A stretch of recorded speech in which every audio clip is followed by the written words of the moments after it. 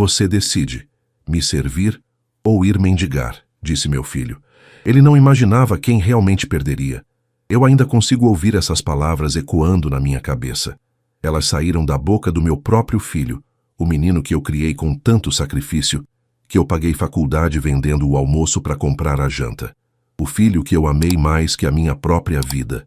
Estava ali, na sala dele em Belo Horizonte, naquele apartamento moderno, cheirando a perfume caro e arrogância. Meu filho Carlos Eduardo de terno e gravata, sentado no sofá ao lado da mulher dele, Patrícia, me olhando como se eu fosse um peso, um estorvo, um problema a ser resolvido. A gente pode te dar um lugar aqui, pai, ele disse, com aquela voz fria que eu não reconhecia. Tem um quartinho de empregada nos fundos. O senhor pode morar lá. Em troca, ajuda nas coisas da casa. Limpa, cozinha, essas coisas. Eu fiquei parado tentando entender se aquilo era real ou se eu estava tendo um pesadelo. Meu filho estava me oferecendo um quartinho de empregada, para eu servi-lo. E se eu não aceitar? Perguntei, a voz saindo fraca, porque no fundo eu já sabia a resposta. Carlos deu de ombros. Como quem não liga. Como quem está falando do clima. Então o senhor vai ter que se virar sozinho. Procurar um abrigo, sei lá. Mendigar se precisar. Você decide. Me servir. Ou ir mendigar. Naquele momento, senti como se algo dentro de mim tivesse morrido. Não era só a dor. Era a certeza de que eu tinha perdido meu filho. Não para a morte, mas para algo muito pior. Para a ganância, para a vergonha, para a frieza. Mas o que Carlos não sabia, o que ninguém ali sabia, era que eu carregava um segredo. Um segredo que ia virar a vida dele de cabeça para baixo. Porque uma semana antes, meu melhor amigo, Dr. Henrique Drummond, dono da fazenda Santa Rita, onde trabalhei por 40 anos, tinha falecido. E ele tinha deixado algo para mim. Algo que nem em 1 milhão de anos Carlos imaginaria. Eu poderia ter contado ali mesmo. Poderia ter jogado a verdade na cara dele e ver a expressão mudar. Mas não. Eu me levantei, olhei nos olhos do meu filho pela última vez como pai dele e disse apenas: que Deus tenha misericórdia de vocês. E saí. Saí com a dignidade que eles nunca conseguiram tirar de mim. Saí sabendo que a vida ensina e que quem humilha os pais, mais cedo ou mais tarde, colhe vergonha. Se você está comigo nessa jornada, deixe nos comentários de onde você está assistindo, porque essa história está só começando e a virada vai ser inesquecível. Meu nome é João Batista da Silva. Tenho 63 anos, mãos calejadas de tanto trabalho e um coração que já sofreu mais do que eu gostaria de admitir. Nasci no interior de Minas Gerais, numa cidadezinha pequena onde todo mundo se conhecia. Meu pai era agricultor, minha mãe costureira. A gente não tinha muito, mas tinha o suficiente. E tinha amor, muito amor. Quando fiz 20 anos, vim para Belo Horizonte procurar emprego. Foi assim que conheci Dr. Henrique Drummond. Ele estava procurando um caseiro para cuidar da fazenda Santa Rita, uma propriedade enorme nos arredores da cidade. Terras que se perdiam de vista, casa grande, animais, plantações. Você parece um rapaz honesto, ele disse na entrevista. Vou te dar uma chance. E foi assim que começou. 40 anos de trabalho, de lealdade, de amizade. Dr. Henrique era viúvo, nunca teve filhos. Com o tempo, a gente foi ficando próximo. Ele me tratava como irmão, não como empregado. A gente tomava café junto toda manhã, conversava sobre a vida, sobre Deus, sobre os planos para a fazenda. 3 anos depois que comecei a trabalhar lá, conheci Madalena. Ela era cozinheira da fazenda, uma mulher doce, trabalhadora, de sorriso fácil. Me apaixonei no primeiro dia. A gente se casou na igreja da cidade com o Dr. Henrique como padrinho. Ele fez questão. Vocês são minha família, ele disse. Carlos Eduardo nasceu 1 ano depois. Foi o dia mais feliz da minha vida. Segurei aquele menino no colo e prometi a mim mesmo que ia dar para ele tudo que eu não tive. Estudo, oportunidades, uma vida melhor. Madalena e eu criamos Carlos ali na fazenda. Ele brincava nos campos, corria atrás das galinhas, ajudava a colher frutas no pomar. Dr. Henrique adorava o menino, chamava ele de afilhado. Quando Carlos fez 7 anos, a gente o matriculou numa escola particular em Belo Horizonte. Era longe, caro, mas valeria a pena. Eu acordava às 4 da manhã, fazia o serviço da fazenda, depois pegava o ônibus com ele para a cidade, deixava na escola, voltava para trabalhar e no fim da tarde buscava ele de novo. Madalena fazia marmita para a gente economizar. A gente vendia o almoço para comprar o material escolar dele. Mas tudo valia a pena, porque Carlos ia ser doutor, ia ter uma vida digna, e ele estudou. Passou no vestibular para direito. A gente chorou de alegria. Henrique pagou metade da faculdade, e eu paguei a outra metade com o suor do meu rosto. Mas foi na faculdade que Carlos começou a mudar. Ele parou de falar sobre a gente. Quando os amigos perguntavam o que o pai dele fazia, ele mentia. Meu pai é empresário rural, dizia. Eu descobri isso um dia que fui buscá-lo na faculdade e ouvi a conversa. Doeu, mas eu engoli. É só uma fase, eu pensava. Ele ainda é novo. Quando ele se formou, arranjou emprego num escritório de advocacia. Conheceu Patrícia, filha de comerciantes, moça bonita, mas fria. Desde o primeiro dia que ela veio na fazenda, percebi que ela me olhava com desprezo. Então o senhor é o caseiro? Ela perguntou com um sorriso falso. Sou. Trabalho aqui faz 35 anos. E interessante. A palavra saiu da boca dela como se fosse um insulto. Carlos e Patrícia casaram 2 anos depois. A gente não foi convidado para a lua de mel, nem para a festa de casamento dos amigos deles. É uma coisa pequena, pai. Só os íntimos, Carlos disse. Madalena chorou naquela noite. Nosso filho tá com vergonha da gente, João. Não, mulher, ele só tá ocupado. Vida de advogado é corrida. Mas no fundo, eu sabia que ela tinha razão. Quando os netos nasceram, Beatriz e Gabriel, a gente ia visitá-los. Mas as visitas foram ficando cada vez mais raras, mais curtas, mais constrangedoras. Não hoje, pai. A Patrícia tá cansada. Hoje não dá, a gente vai sair. As crianças estão com gripe. Sempre uma desculpa. E então, há 5 anos, Madalena teve um AVC. Foi rápido, sem aviso. Ela estava preparando o almoço e de repente caiu. Quando chegamos no hospital, já era tarde. Perdi minha esposa, minha companheira de 40 anos, num piscar de olhos. Carlos apareceu no velório, ficou meia hora e foi embora. Tenho um caso importante amanhã cedo, pai. Desculpa. Enterrei minha Madalena sozinho, com o Dr. Henrique ao meu lado. Ele segurou meu ombro e disse, João, você nunca vai estar sozinho. Você tem a mim. E era verdade. Dr. Henrique foi meu amigo, meu irmão, meu consolo nos anos seguintes, até que neste ano a saúde dele começou a piorar. O coração fraco, a idade pesando. Ele me chamou um dia, 2 meses antes de partir. João, senta aqui. Preciso conversar com você. Sentei ao lado da cama dele. Você é o filho que eu nunca tive. E tudo que eu construí aqui, essa terra, essa fazenda, é sua. Já registrei o testamento. Quando eu partir, você será o dono de tudo. Eu tentei recusar. Dr. Henrique, o senhor não precisa... Preciso sim. Você foi leal, honesto, um irmão para mim. Esse é o mínimo que posso fazer. 1 semana depois, Dr. Henrique faleceu dormindo. E a minha vida mudou para sempre. Dr. Henrique foi enterrado numa quarta-feira chuvosa de outubro. O céu de Belo Horizonte estava pesado, cinzento, como se a própria cidade estivesse de luto. Eu organizei tudo. O velório, as flores, os avisos. Dr. Henrique não tinha família próxima. Então coube a mim. Fiz questão de que tudo fosse digno, do jeito que ele merecia. Carlos apareceu no velório. Chegou de carro importado, terno caro. A Patrícia ao lado dele toda produzida como se estivesse indo para uma festa, não para um enterro. Oi, pai. Oi, filho. Ele ficou ali parado, desconfortável, olhando para o caixão. Sinto muito pelo Dr. Henrique. Ele era um bom homem. Era o melhor. Silêncio constrangido. Pai, eu tenho uma audiência importante daqui a 1 hora. Eu vou ter que ir, mas qualquer coisa me liga. E foi embora. 15 minutos no velório do homem que pagou metade da faculdade dele. Depois do enterro, fiquei sozinho na fazenda. Era estranho estar ali sem Dr. Henrique. A casa grande parecia vazia, silenciosa, pesada. Passei 1 semana arrumando as coisas dele, organizando documentos, cuidando dos últimos detalhes. Não sabia ainda o que ia fazer da minha vida. Não sabia que em breve tudo ia mudar. Foi aí que Carlos me ligou. Pai, a gente precisa conversar. Vem aqui em casa amanhã à tarde. Sobre o quê, filho? Só vem. É importante. Desliguei o telefone com um aperto no peito. Será que ele finalmente queria se aproximar? Será que a morte de Dr. Henrique tinha feito ele perceber que a vida é curta? Eu quis acreditar nisso.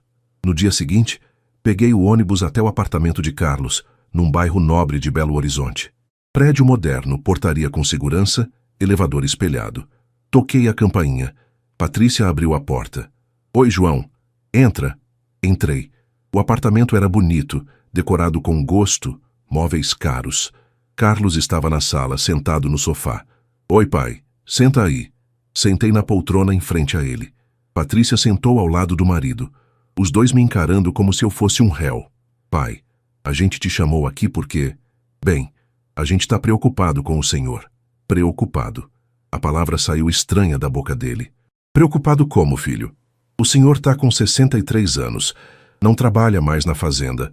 O Dr. Henrique morreu, então o senhor não tem mais onde ficar. E...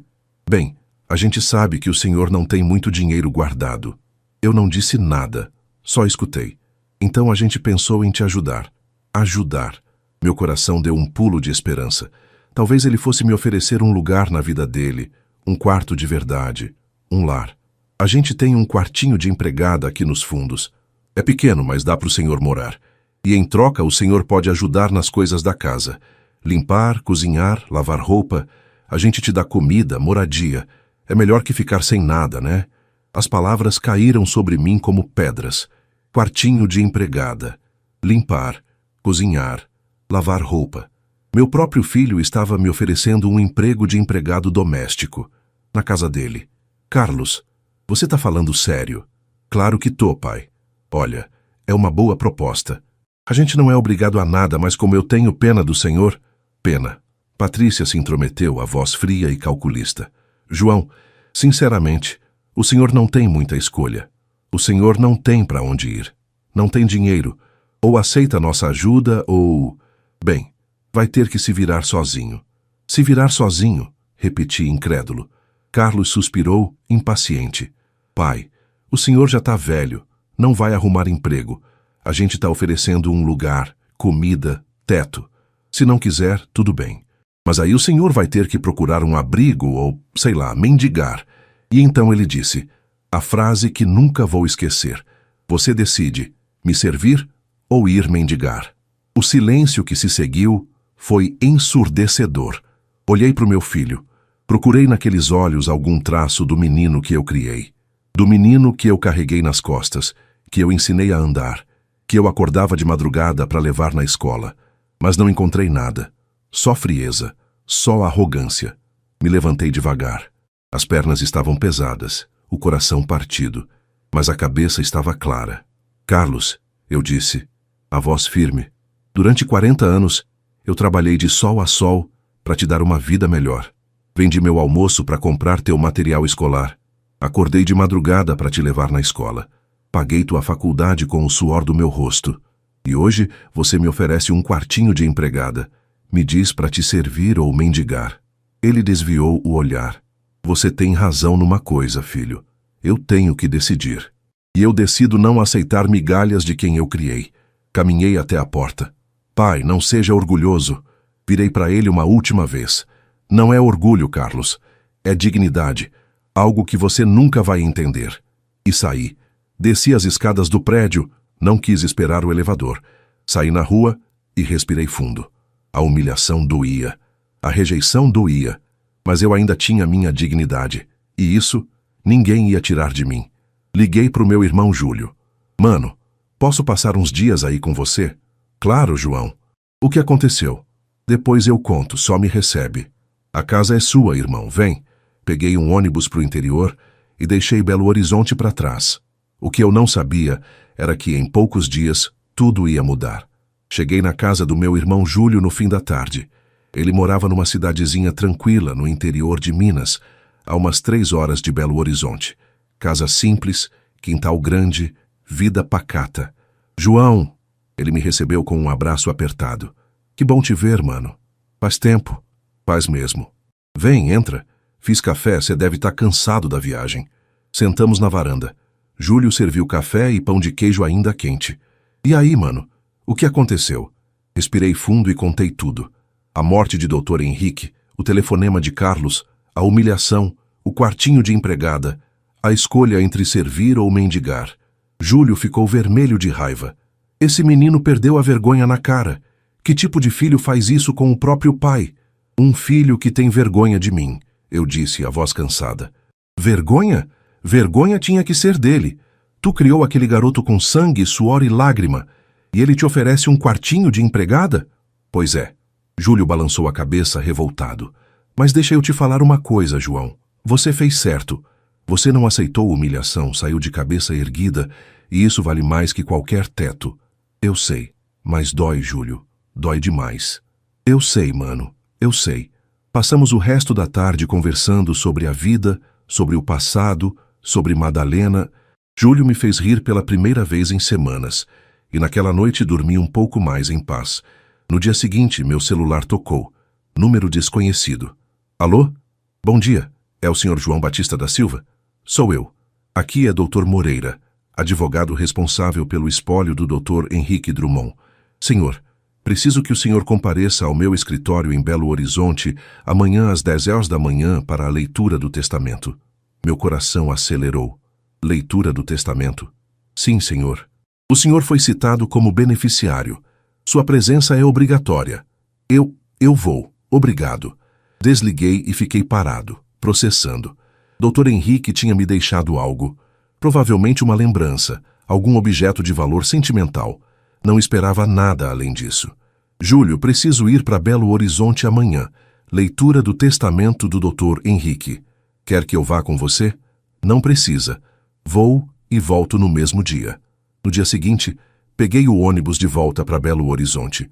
O escritório do doutor Moreira ficava num prédio elegante no centro da cidade. Cheguei às 10 horas em ponto.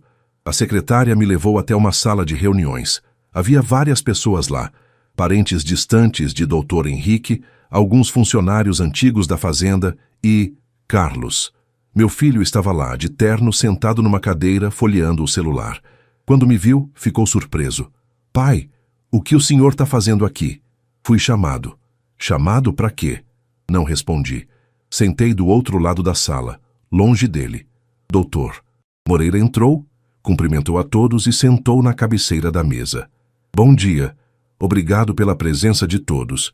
Vamos proceder com a leitura do testamento do Sr. Henrique Drummond, falecido no dia 15 de outubro deste ano. Ele abriu um envelope lacrado, retirou o documento e começou a ler. Eu, Henrique Augusto Drummond, brasileiro, viúvo, fazendeiro, em pleno uso de minhas faculdades mentais, declaro como última vontade o seguinte. Meu coração batia forte. Deixo como único e universal herdeiro de todos os meus bens, incluindo a fazenda Santa Rita, com todas as terras, construções, animais, maquinários, veículos, contas bancárias e investimentos, ao Sr. João Batista da Silva, CPF. O mundo parou. As pessoas na sala começaram a murmurar. Carlos ficou branco. Dr. Moreira continuou.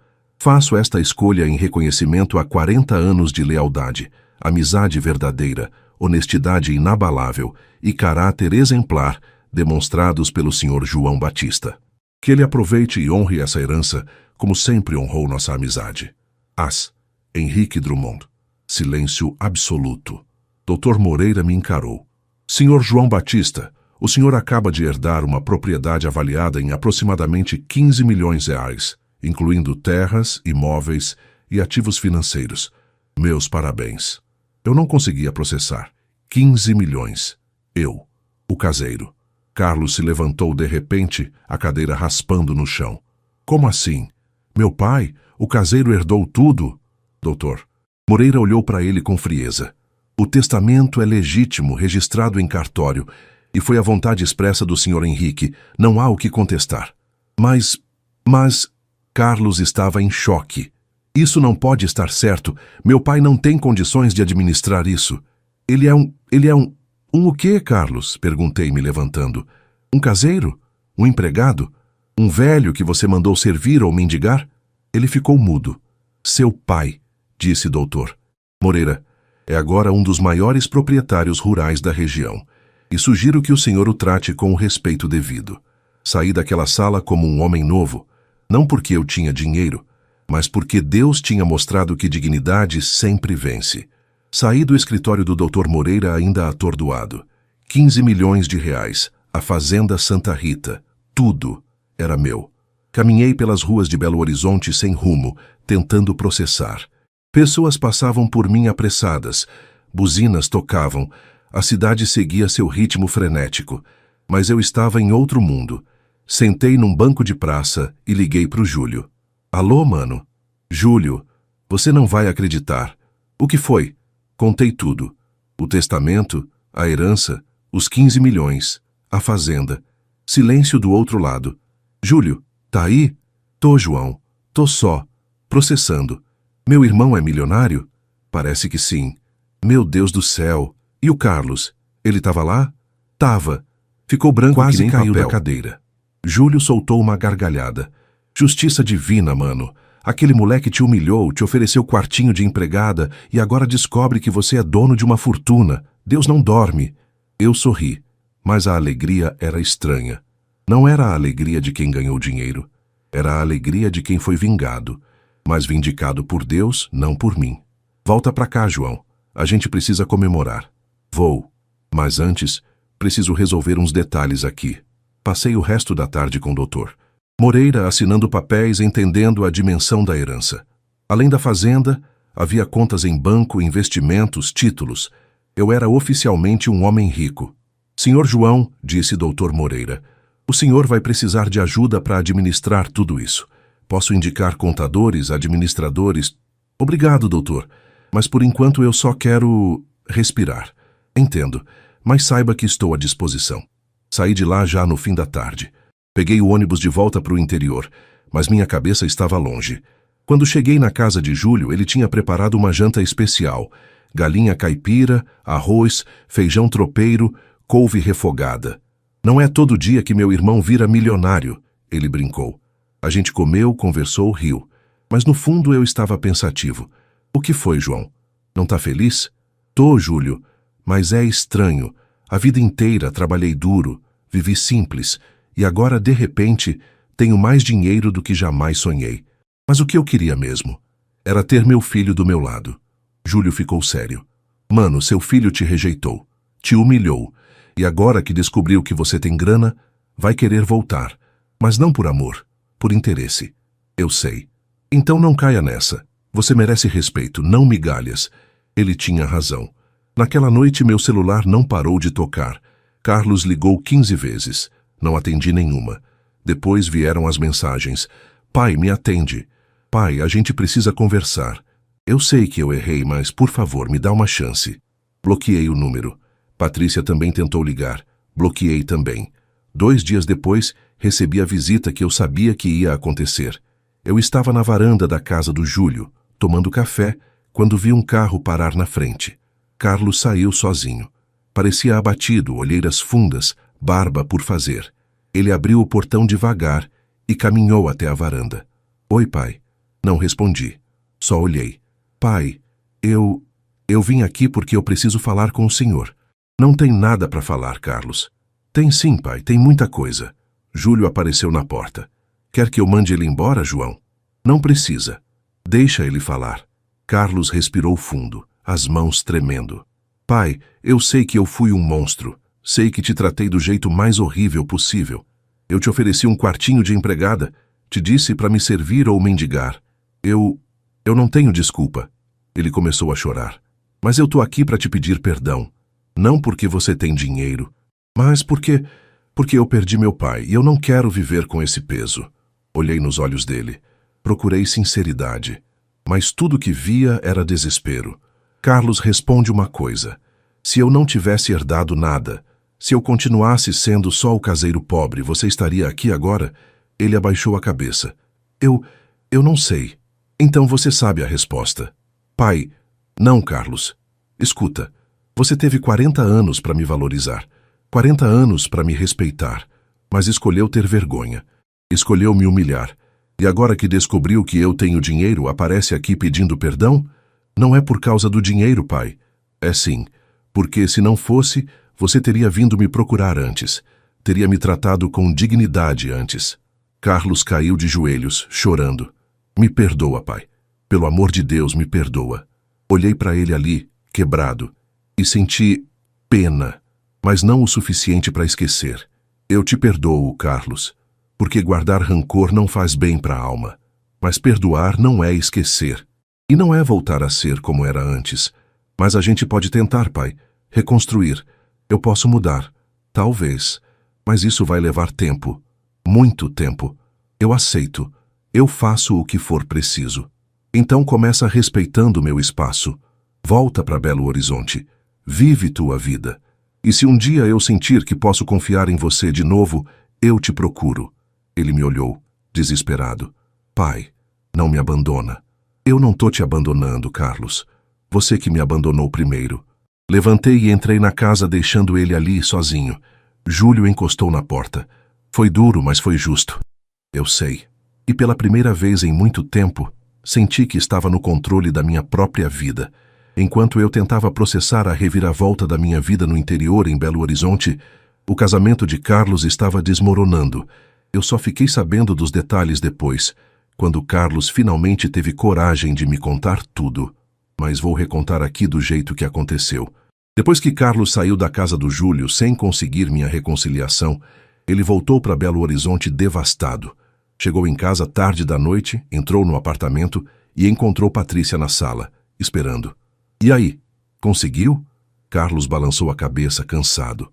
Não, ele não quer falar comigo. Patrícia ficou vermelha de raiva. Não quer falar? Carlos, seu pai tem 15 milhões e você é filho dele. Você tem direito a essa herança. Eu não tenho direito a nada, Patrícia. A herança não foi para mim, foi para o meu pai. E ele decide o que faz com o dinheiro. Decide? Ele tem que dividir com você. Você é o filho dele. E eu tratei ele como lixo. Carlos explodiu. Eu ofereci um quartinho de empregada para o meu próprio pai. Eu disse para ele me servir ou mendigar. E agora você quer que eu cobre herança? Patrícia se levantou furiosa. Você é fraco, Carlos. Sempre foi. Seu pai te manipulou a vida toda, te fez de idiota. E agora tá rindo da sua cara. Meu pai nunca me manipulou. Ele me criou, pagou meus estudos e eu fui ingrato. Ingrato? Você pagou a faculdade trabalhando. Não, Patrícia. Meu pai pagou. Ele e o Dr. Henrique. Eu só estudei porque eles suaram para me dar essa chance. Pela primeira vez, Carlos estava enxergando a verdade. E Patrícia percebeu que estava perdendo o controle. Então, o que você vai fazer? Ela perguntou, a voz gelada. Vai aceitar que seu pai te deixou de fora da herança e vai viver como um coitado pro resto da vida? Carlos a olhou nos olhos, cansado. Ou tentar ser um homem melhor, coisa que eu deveria ter feito antes. Que ridículo. Pode ser, mas pelo menos eu vou dormir em paz. Patrícia pegou a bolsa. Eu não casei com você para viver de salário de advogado mediano, Carlos. Eu casei esperando que você fosse alguém na vida. E agora, quando finalmente aparece uma chance de a gente ter dinheiro de verdade, você se acovarda. Chance? Você está falando do dinheiro do meu pai como se fosse nosso. Deveria ser. Você é filho dele. E eu perdi o direito de qualquer coisa quando humilhei ele. Patrícia deu um sorriso frio. Então a gente não tem mais nada para conversar. O que você quer dizer? Quero dizer que eu quero o divórcio. Carlos ficou parado, processando. Divórcio? Isso. Não vou desperdiçar minha vida com um homem fraco que não tem coragem de cobrar o que é dele. Patrícia, você está falando sério? Completamente. Amanhã eu entro com os papéis e vou pedir pensão. Alta. Pensão? Você trabalha? Mas não o suficiente para manter o padrão que eu mereço. Carlos sentiu uma raiva que nunca tinha sentido antes. Sabe de uma coisa, Patrícia? Vai, pede o divórcio, porque eu cansei de você. Cansei da sua ganância, da sua frieza, do seu desprezo pelo meu pai. Seu pai era um caseiro. Meu pai era um homem honrado, coisa que você nunca vai ser. Patrícia saiu batendo a porta. Nos dias seguintes, a notícia da herança se espalhou por Belo Horizonte. As pessoas começaram a comentar. Você soube? O caseiro da fazenda Santa Rita herdou tudo do Dr. Henrique. 15 milhões para o empregado. E o filho dele, o advogado, ficou sem nada. As línguas maldosas começaram a investigar. E logo descobriram a história completa. Carlos tinha oferecido um quartinho de empregada para o próprio pai. Tinha humilhado o homem que o criou. Colegas do escritório começaram a comentar. Que tipo de gente faz isso com o próprio pai? Clientes começaram a questionar o caráter dele. Se ele trata o pai assim, como vai me tratar? A reputação de Carlos começou a desmoronar. E Patrícia? Ela tentou se aproximar de mim. Ligou dezenas de vezes. Mandou mensagens. João, eu sempre respeitei o senhor. Foi o Carlos que... Bloqueei. Ela foi até o interior, bateu no portão da casa do Júlio. João, por favor, me escuta. Eu quero pedir desculpas. Júlio a expulsou. Sai daqui, mulher. Você não é bem-vinda. Desesperada, Patrícia tentou convencer Carlos a processar. A gente pode entrar na justiça, alegar abandono afetivo invertido, dizer que ele te deve. Mas Carlos, pela primeira vez na vida, teve dignidade. Não, eu não vou processar meu pai. Ele não me deve nada. Eu que devo a ele. Foi a gota d'água. Patrícia entrou com o divórcio e na petição expôs tudo. A herança, o sogro milionário, a tentativa frustrada de reconciliação. Mas o tiro saiu pela culatra. O juiz, ao ler o processo, ficou indignado. A autora demonstra claro interesse financeiro e desrespeito aos valores familiares. Processo indeferido nos termos pleiteados. Patrícia perdeu tudo. A pensão, a imagem, o respeito. E Carlos? Ele finalmente acordou. 3 meses se passaram desde o dia da leitura do testamento. Eu tinha voltado para a fazenda Santa Rita. Era estranho estar ali agora como dono, não como empregado. Mas era meu lar. Sempre foi. Reformei a casa grande, contratei gente para ajudar a cuidar da terra, dos animais. Mas fiz questão de manter tudo simples, do jeito que Dr. Henrique gostava. Também comecei a usar o dinheiro para ajudar. Financiei reformas na igreja da cidade, ajudei famílias carentes, paguei bolsas de estudo para crianças pobres. Fazia tudo discretamente, sem alarde. É assim que o Dr. Henrique ia querer, eu pensava.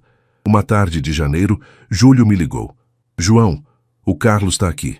Meu coração apertou. O que ele quer? Quer falar com você, mas disse que só vem se você deixar. Respirei fundo. Manda ele vir. Carlos chegou no fim da tarde.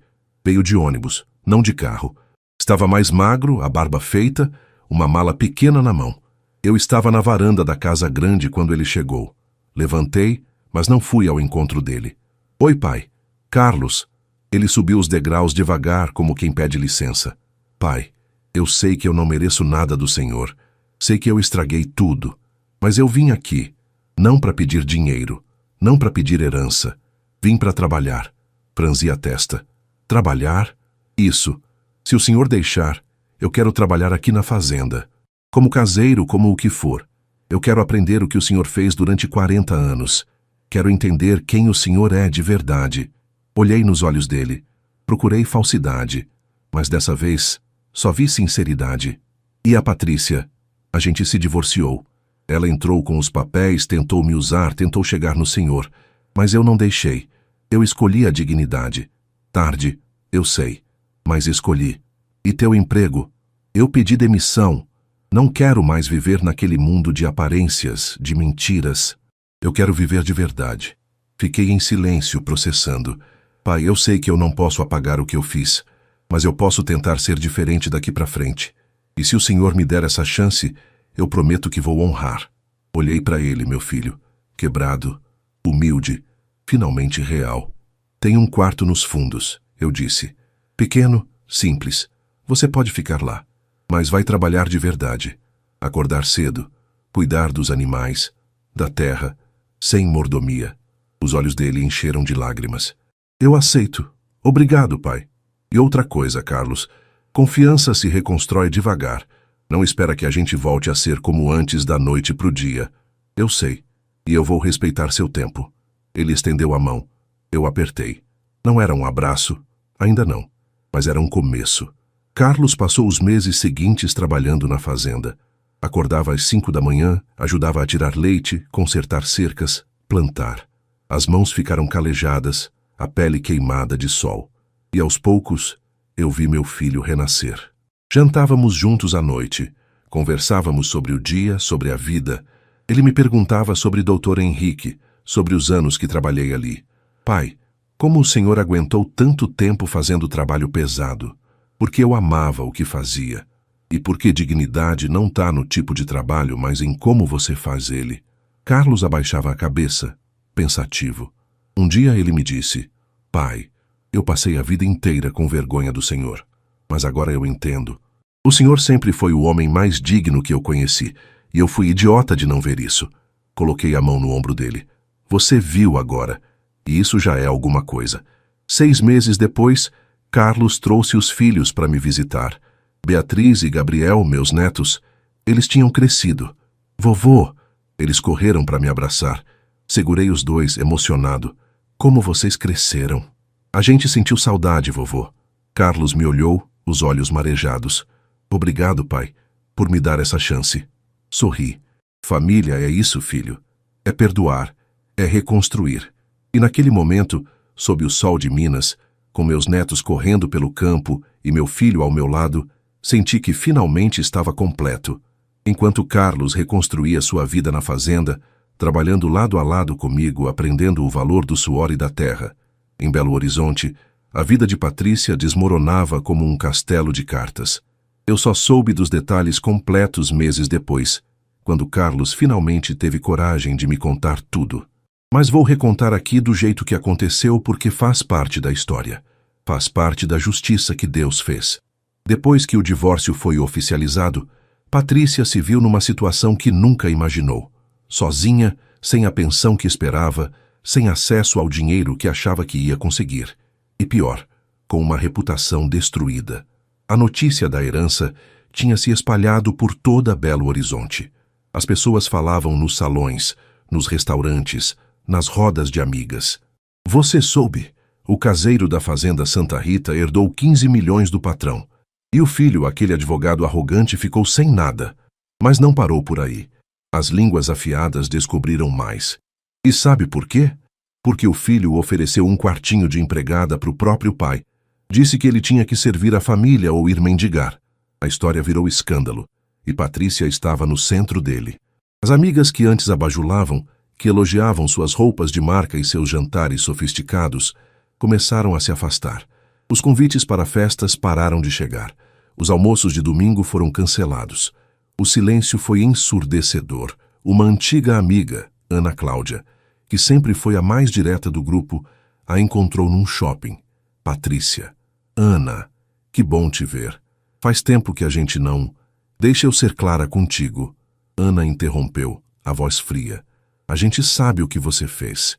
Sabe como você tratou seu sogro, como você manipulou o Carlos.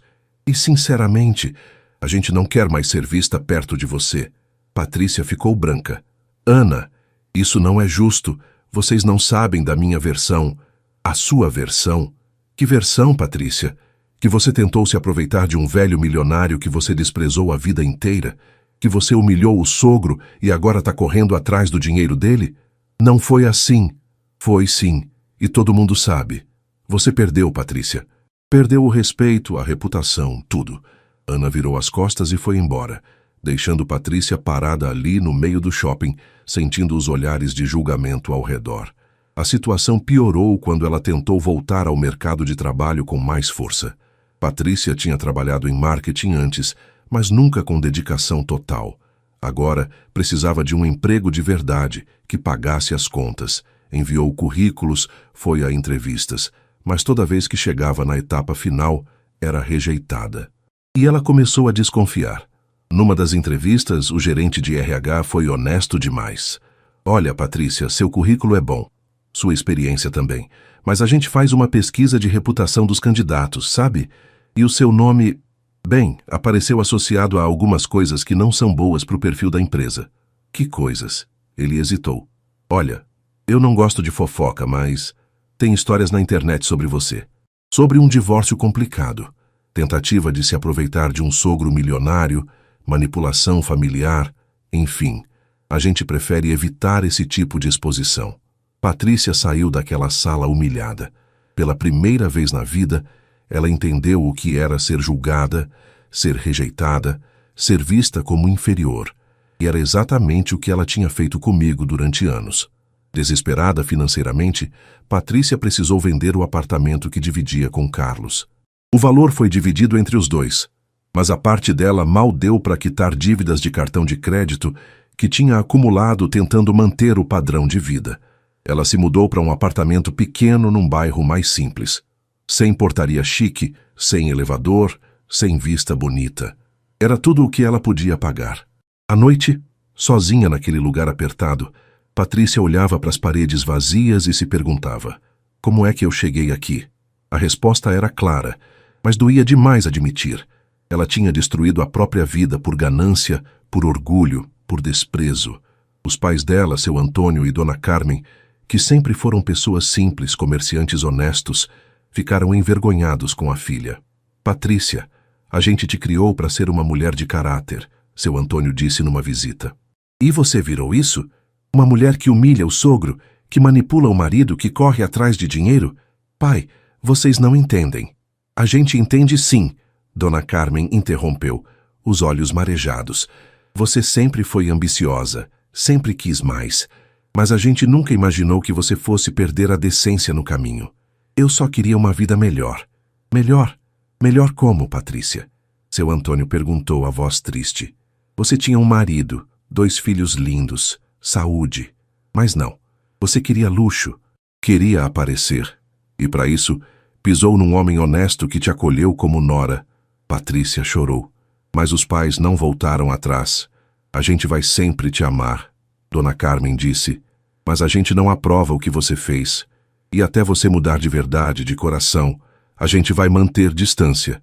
E eles foram embora, deixando Patrícia sozinha com sua dor. Meses se passaram. Patrícia conseguiu um emprego numa empresa pequena, como assistente administrativa. O salário era básico. Mal dava para pagar as contas. Ela, que antes almoçava em restaurantes caros, agora levava marmita. Ela, que antes usava roupas de grife, agora comprava no centro, nas promoções. Ela, que antes olhava para mim com desprezo, agora entendia o que era viver com simplicidade forçada. E foi nesse processo de queda que algo começou a mudar dentro dela. Não foi rápido, não foi fácil, mas foi real. Um dia, 6 meses depois do divórcio, Patrícia apareceu na fazenda Santa Rita. Era um sábado de manhã. Eu estava na varanda tomando café quando vi o carro velho dela parar em frente ao portão. Ela desceu, hesitante, e caminhou até a casa. Carlos estava do meu lado e ficou tenso. Pai, quer que eu mande ela embora? Não. Deixa ela falar. Patrícia subiu os degraus da varanda devagar, como quem pede licença. Ela estava diferente. Sem maquiagem pesada, cabelo preso simples, roupa comum, os olhos cansados, inchados de tanto chorar. João, eu vim para te pedir desculpas. Fiquei em silêncio, só olhando. Eu sei que eu não mereço nem ser ouvida. Sei que eu te tratei mal durante anos. Te desprezei, te humilhei, afastei você dos seus netos. Eu fui uma pessoa horrível. A voz dela tremeu. Mas eu perdi tudo, João. Perdi o casamento, os amigos, a reputação, o respeito dos meus pais. E no meio de tudo isso eu entendi que eu era o problema. Ela limpou as lágrimas. Eu passei a vida inteira obcecada por dinheiro, por status, por aparecer. E no caminho eu pisoteei pessoas boas. Pisoteei você. E agora vivendo o que eu vivo, trabalhando por salário mínimo, morando num apartamento apertado, eu finalmente entendo. Entende o quê? Perguntei, a voz calma. Que a vida não é sobre ter, é sobre ser. E eu nunca fui nada de valor, só uma casca vazia. Patrícia se ajoelhou ali na varanda, chorando. Eu não vim aqui pedir dinheiro, não vim pedir nada material. Eu só vim pedir perdão. Perdão de verdade. Porque eu não consigo viver com esse peso na consciência. Olhei para ela ali quebrada, humilhada pela própria ganância, e senti não alegria pela queda dela, mas compaixão, porque eu sabia o que era sofrer. Levantei, me aproximei e coloquei a mão no ombro dela. Levanta, Patrícia. Ela levantou, enxugando o rosto. Eu te perdoo. Ela me olhou incrédula. Perdoa? Perdoo. Porque guardar rancor não faz bem para ninguém. E porque eu acredito que você está mudando de verdade. Mas eu não mereço. Ninguém merece perdão, Patrícia. A gente recebe por graça. Assim como Deus me perdoa todo dia, eu te perdoo hoje. Ela desabou de novo, mas dessa vez de alívio. Mas perdoar não significa esquecer. Eu continuei, firme. Não significa que você vai ter lugar na minha vida como antes. E não significa que você não vai colher as consequências do que plantou. Eu sei, eu aceito. Agora, uma coisa eu vou te dizer. Meus netos ainda são seus filhos. E você tem que aprender a ser mãe de verdade. Não uma mulher obcecada por dinheiro ou aparência, mas uma mãe que ama, que cuida, que ensina valores de verdade. Eu vou tentar, João. Eu juro que vou. Então vai. E reconstrói tua vida do jeito certo, com dignidade. Ela assentiu, agradeceu e foi embora. Carlos ficou impressionado. Pai, o Senhor perdoou ela, mesmo depois de tudo?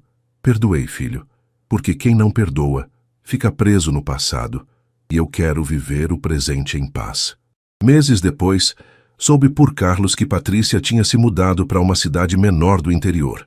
Arrumou um emprego humilde, alugou uma casa simples e começou a reconstruir a relação com os filhos aos poucos.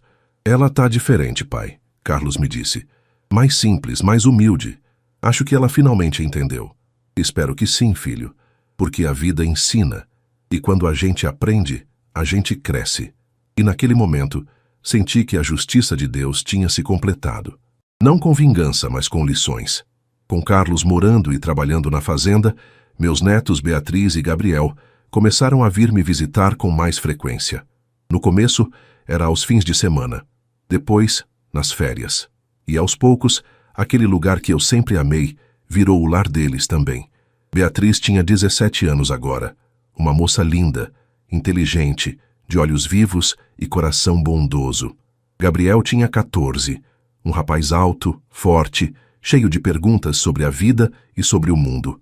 Mas quando eles chegaram pela primeira vez depois de tudo que aconteceu, percebi que havia uma distância. Não era frieza, mas uma timidez, uma incerteza. Afinal, tinham passado anos ouvindo da mãe que eu era um velho rústico, sem importância, constrangedor. Eu sabia que reconquistar a confiança deles ia levar tempo, mas eu tinha paciência e tinha amor de sobra para dar. A primeira visita foi estranha. Carlos trouxe os dois numa sexta à tarde. Eles desceram do carro, olharam ao redor, impressionados com a imensidão da fazenda. Uau, Gabriel disse, os olhos arregalados. Isso tudo é seu, vovô? É nosso, Gabriel. Meu, de vocês, do seu pai. Família divide tudo. Beatriz ficou mais quieta, observando. Ela sempre foi a mais reservada dos dois. Vem, vem, eu disse, fazendo sinal para entrarem. Vou mostrar a casa grande, o quintal, os animais. Vocês vão gostar. Passamos a tarde inteira explorando. Mostrei os cavalos, as galinhas, o açude onde a gente pescava, o pomar cheio de jabuticabas e mangas. Gabriel estava empolgado, fazendo 1000 perguntas. Beatriz, aos poucos, foi se soltando. À noite, jantamos juntos na varanda. Galinha caipira, arroz, feijão tropeiro, couve, comida simples, mas feita com carinho. Vovô, o senhor cozinha? Beatriz perguntou surpresa. Cozinho. Aprendi com sua avó Madalena. Ela era a melhor cozinheira que eu conheci. Eu queria ter conhecido ela, Beatriz disse, a voz suave. Ela ia adorar vocês. Sua avó tinha um coração do tamanho do mundo. Gabriel olhou para mim curioso. Vovô, é verdade que o senhor trabalhou aqui a vida inteira como caseiro? Carlos ficou tenso, mas eu respondi tranquilo. É verdade, sim. E é verdade que o papai tinha vergonha do senhor? O silêncio caiu sobre a mesa. Carlos abaixou a cabeça envergonhado. Eu respirei fundo. É verdade, Gabriel. Por quê? Olhei para o meu filho, que estava vermelho de vergonha, e depois para o meu neto. Porque seu pai achava que trabalho braçal era inferior, que ser caseiro era motivo de vergonha. Mas ele aprendeu que não é o trabalho que define a gente. É o caráter. Gabriel olhou para o pai. Papai, isso é verdade? Carlos engoliu seco, os olhos marejados. É, filho, e foi o maior erro da minha vida. Mas o vovô te perdoou? Perdoou, mesmo eu não merecendo. Gabriel pensou por um momento, e então disse algo que me pegou de surpresa. Então eu também perdoo o senhor, pai, porque se o vovô conseguiu, eu também consigo.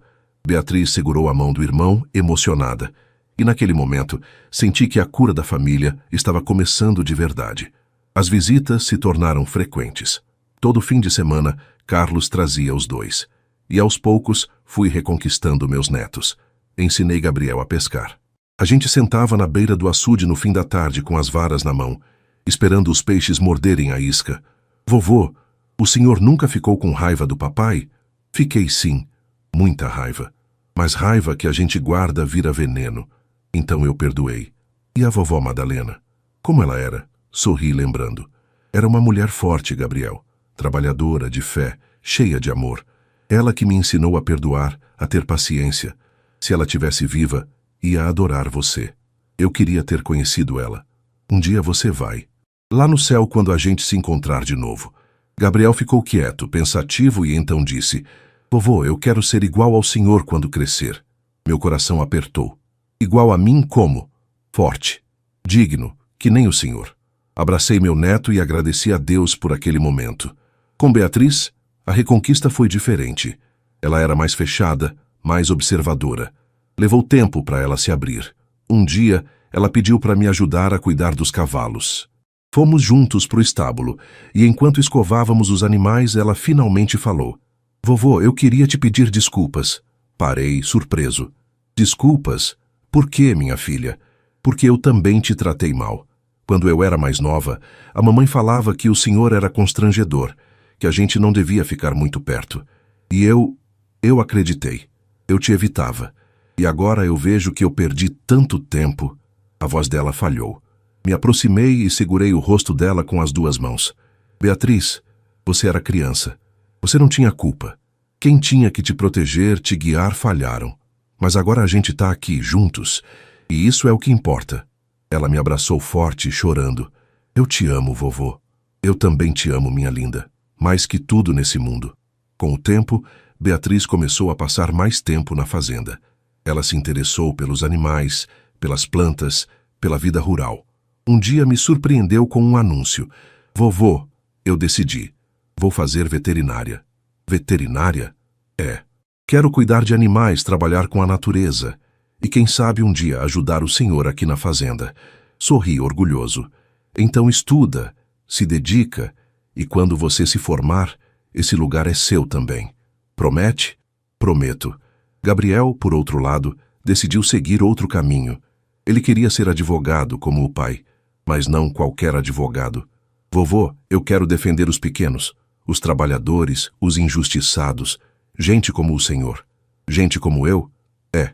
Gente honesta que é pisoteada por gente poderosa. Quero dar voz para quem não tem. Coloquei a mão no ombro dele, emocionado. Então você vai ser o advogado que seu pai deveria ter sido desde o começo. Gabriel sorriu. Vou, vovô. Prometo. Um ano depois do reencontro com meus netos, organizei uma festa na fazenda. Era aniversário de Beatriz, e eu quis fazer algo especial. Chamei toda a família. Júlio e a família dele, Carlos, Beatriz, Gabriel, amigos da cidade, funcionários da fazenda.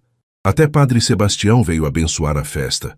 Montamos mesas compridas no quintal, fizemos churrasco, bolo caseiro, música ao vivo.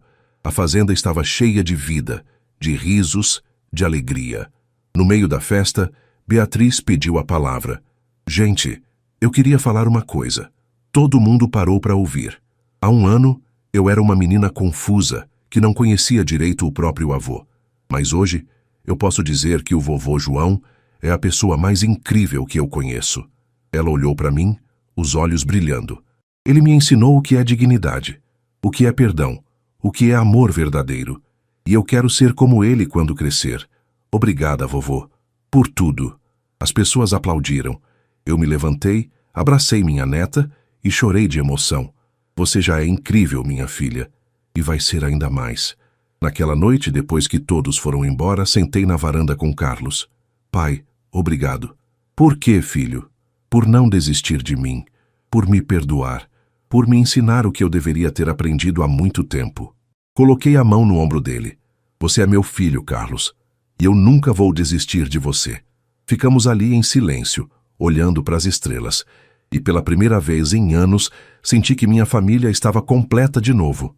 Não perfeita, mas completa. 3 anos se passaram desde aquele dia fatídico em que meu filho me ofereceu um quartinho de empregada e me disse para escolher entre servi-lo ou mendigar. 3 anos que mudaram tudo. A fazenda Santa Rita prosperou além do que eu poderia imaginar. Com Carlos trabalhando ao meu lado, agora como administrador de verdade, modernizamos algumas áreas sem perder a essência que Dr. Henrique sempre quis. Expandimos as plantações, melhoramos a criação de gado e transformamos parte da propriedade em um espaço de turismo rural sustentável. Mas mais importante que o crescimento financeiro foi o crescimento espiritual e familiar. Usei grande parte da fortuna herdada para criar algo que honrasse a memória de Dr. Henrique e de Madalena. A Fundação Henrique and Madalena Drummond. A fundação tinha 3 frentes principais. Primeira, bolsas de estudo para jovens carentes da região. Todo ano, selecionávamos 20 estudantes de famílias humildes e pagávamos integralmente seus estudos. Escola, faculdade, material, tudo. Segunda, cursos profissionalizantes gratuitos na própria fazenda. Ensinávamos agricultura sustentável, mecânica rural, cuidados com animais, culinária, artesanato. Gente que não tinha oportunidade encontrava ali uma chance de recomeçar. Terceira, apoio direto a famílias em situação de vulnerabilidade. Pagávamos contas de luz e água para quem não conseguia. Comprávamos cestas básicas, reformávamos casas, ajudávamos com remédios e tratamentos médicos. Tudo de forma discreta, sem alarde, sem querer aparecer. Carlos foi fundamental nesse projeto. Ele usou seus conhecimentos jurídicos para estruturar a fundação de forma legal e transparente. E aos poucos foi se redescobrindo como ser humano. Pai, eu passei anos da minha vida perseguindo status, dinheiro, reconhecimento, e tudo isso era vazio. Agora, vendo a diferença que a gente faz na vida dessas pessoas, eu finalmente entendo o que importa. E o que importa, filho? Servir, não ser servido. Jesus já tinha ensinado isso há 2000 anos, mas eu precisei aprender na marra. Sorri. Melhor tarde do que nunca. Beatriz se formou em veterinária e voltou para a fazenda. Ela montou uma clínica veterinária comunitária, onde atendia animais de pequenos produtores da região gratuitamente ou a preços simbólicos. Vovô, é incrível ver como um tratamento simples pode salvar a subsistência de uma família inteira. Um boi que fica doente pode significar a ruína para um pequeno fazendeiro. E quando a gente consegue curar, é como se curasse a família toda. Ela trabalhava de sol a sol, com a mesma dedicação que eu tive durante 40 anos como caseiro. E me enchia de orgulho. Um dia, ela me surpreendeu com uma notícia. Vovô, conheci alguém. Alguém? É, um rapaz. Ele é agrônomo, trabalha com agricultura familiar. Conheci ele num dos cursos da fundação. E é um rapaz de bem? É, vovô. Humilde, trabalhador, de família simples, igualzinho ao senhor. Sorri, emocionado. Então eu já gosto dele. Meses depois, conheci Pedro, o namorado dela. Um rapaz sério, educado, de mãos calejadas e olhar sincero. Ele me lembrou de mim quando jovem. Senhor, João, é uma honra conhecer o senhor. Ele disse apertando minha mão com firmeza. O prazer é meu, Pedro. Cuida bem da minha neta. Pode deixar, senhor. Ela é a pessoa mais importante da minha vida. E eu vi no olhar dele que era verdade. Gabriel terminou o ensino médio e passou em primeiro lugar no vestibular para Direito na Universidade Federal. Ele queria seguir os passos do pai, mas de forma diferente. Vovô, eu vou ser advogado dos trabalhadores rurais. Vou defender quem é explorado, quem não tem voz. Seu pai ia gostar de saber disso. Ele já sabe e me apoia. Disse que eu vou fazer o que ele não teve coragem de fazer. Acompanhei Gabriel durante a faculdade, ajudando financeiramente, mas também emocionalmente. Ele vinha me visitar toda semana, me contava sobre os estudos, pedia conselhos. Vovô, hoje aprendi sobre direito do trabalho. E eu fiquei pensando, o senhor trabalhou 40 anos na fazenda. O senhor tinha carteira assinada? Férias? 13º? Tinha sim, Dr. Henrique sempre foi correto comigo. Mas conheço muita gente que não teve essa sorte. Pois é. E é por isso que eu quero fazer diferença. Coloquei a mão no ombro dele, orgulhoso. Você vai, meu neto, tenho certeza.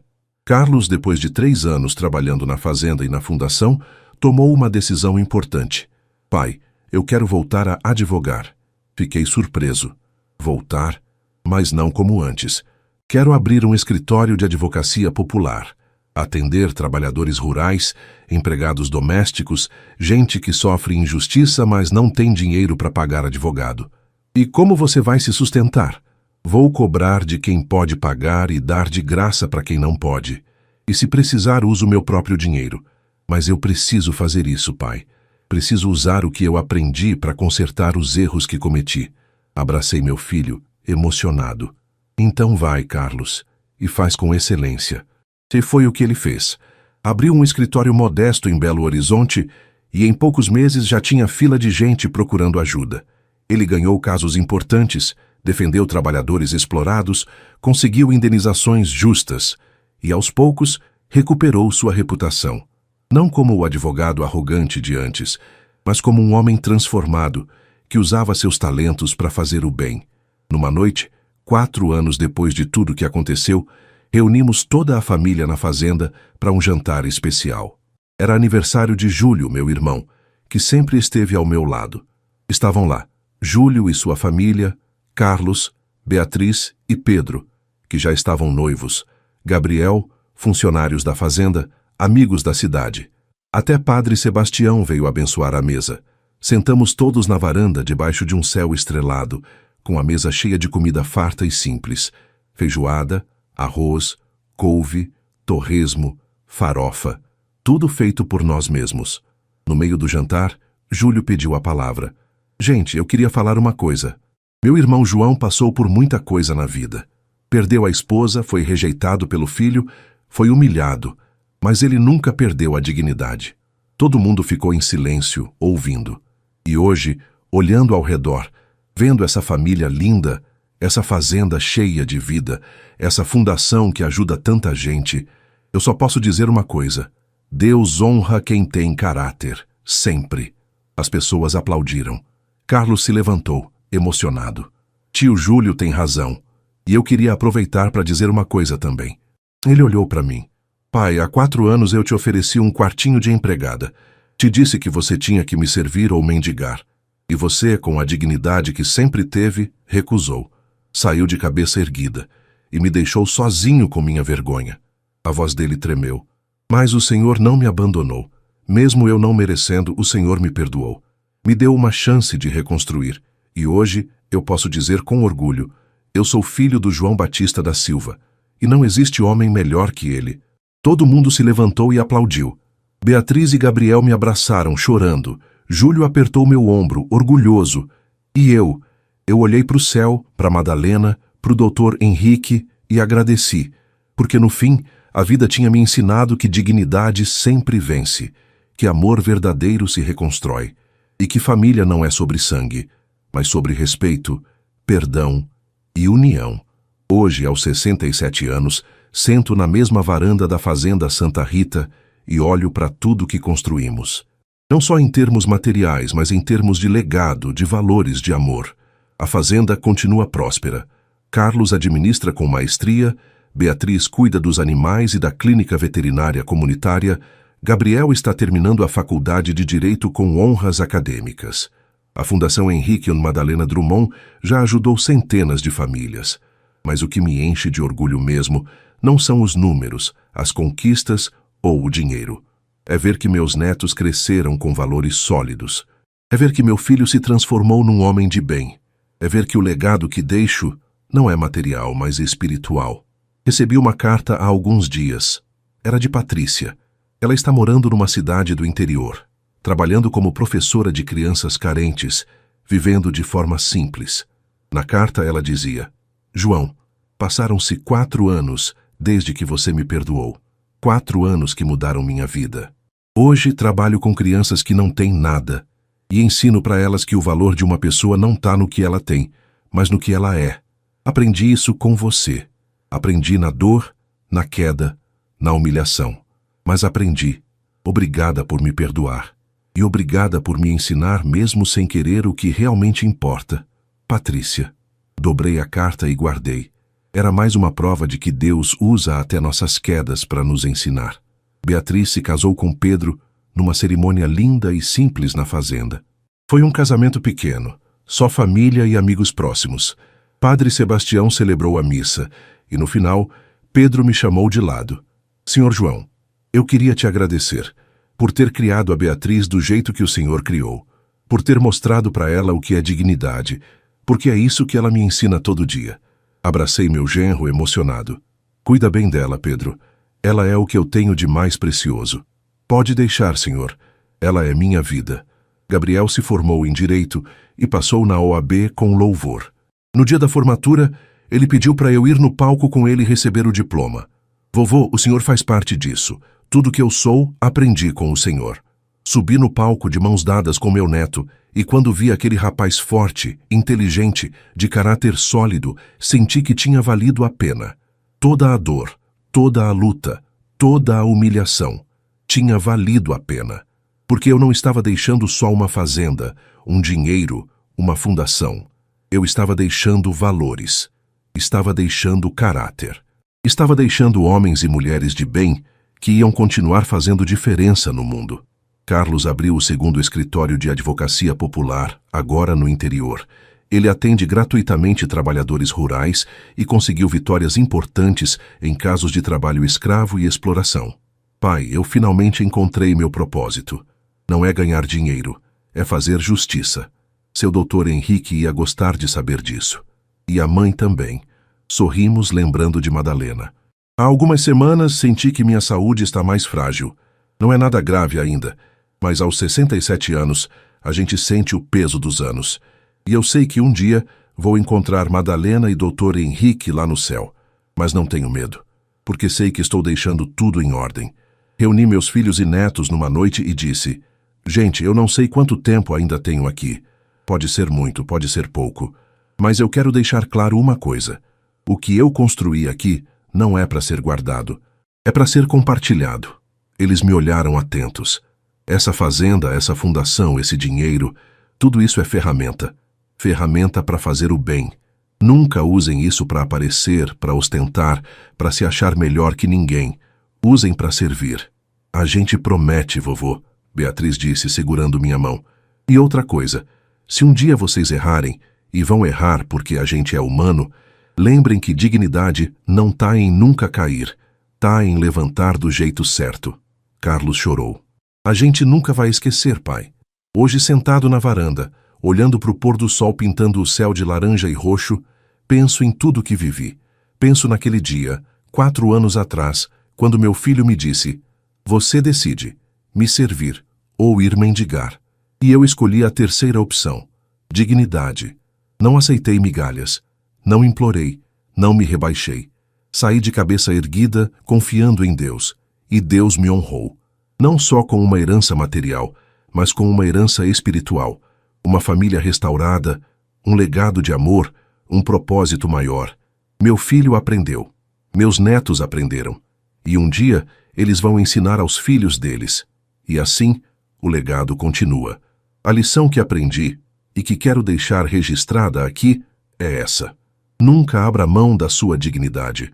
Não importa quem te humilhe, quem te rejeite, quem te ofereça migalhas. Você vale mais que isso. Família verdadeira se constrói com respeito. Sangue não garante amor, respeito garante. Dinheiro vai e vem. Mas caráter fica. No fim da vida, ninguém vai lembrar quanto você tinha. Vão lembrar quem você foi. Perdão liberta. Não perdoar é carregar veneno. Perdoar é escolher paz. Deus honra quem tem dignidade. Pode demorar, pode doer. Mas no tempo certo, Ele recompensa. Quando deito na cama à noite, olho para o teto e agradeço. Agradeço por Madalena, que me ensinou a amar. Agradeço por doutor Henrique, que me ensinou lealdade. Agradeço por Júlio, que me acolheu quando ninguém mais quis. Agradeço por Carlos, que aprendeu e mudou. Agradeço por Beatriz e Gabriel, que me deram razão para continuar. E agradeço até pela dor, porque foi ela que me mostrou quem eu realmente sou. Meu nome é João Batista da Silva. Tenho 67 anos. Fui caseiro por 40 anos. Hoje sou dono de uma fazenda avaliada em mais de 15 milhões de reais. Mas mais importante que isso, sou um homem de dignidade. Sou um pai que perdoou. Sou um avô que ama. Sou um servo de Deus. E isso ninguém nunca vai tirar de mim. Meu filho me expulsou porque a esposa mandou. Saí calado, mas levei meus 8 milhões às escondidos. Eu ainda lembro do barulho da chuva batendo na janela naquela sexta-feira de junho. Curitiba estava cinzenta, fria, e meu coração também. Eu estava sentado na poltrona velha do meu apartamento alugado quando ouvi a batida na porta. Era Rafael, meu único filho. O menino que eu criei sozinho depois que Helena partiu. O menino que eu amava mais que a minha própria vida. Mas quando ele entrou eu já sabia. Pelo jeito que desviava o olhar, pelo jeito que respirava fundo antes de falar. Meu filho não tinha vindo me visitar, ele tinha vindo me expulsar. Pai, a Júlia não quer mais que o senhor venha aqui. É melhor o senhor se afastar, a gente precisa de espaço. Aquelas palavras cortaram mais fundo do que qualquer lâmina. Eu fiquei em silêncio, sentindo o peso de 59 anos de vida honesta, de trabalho duro, de amor dedicado, sendo jogado fora como um móvel velho. E os meus netos? Foi tudo que consegui perguntar. Rafael abaixou a cabeça. Eles vão entender quando crescerem. Naquele momento, eu entendi que tinha perdido meu filho. Não para a morte, como perdi Helena, mas para algo pior, para a ganância de uma mulher que nunca me respeitou e para a fraqueza de um homem que esqueceu quem o criou. Eu poderia ter gritado, poderia ter implorado, poderia ter contado a verdade ali mesmo, mas não. Eu me levantei devagar, olhei nos olhos do meu filho pela última vez naquele dia e disse apenas, que Deus abençoe vocês. E saí. Saí calado. Saí com dignidade.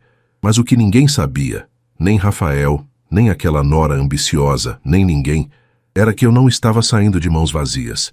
Eu estava levando comigo 8 milhões que escondi durante anos. A fortuna que construí com minhas mãos, com meu suor, e que guardei em segredo seguindo o último conselho da minha Helena. Dinheiro atrai falsidade, Luiz.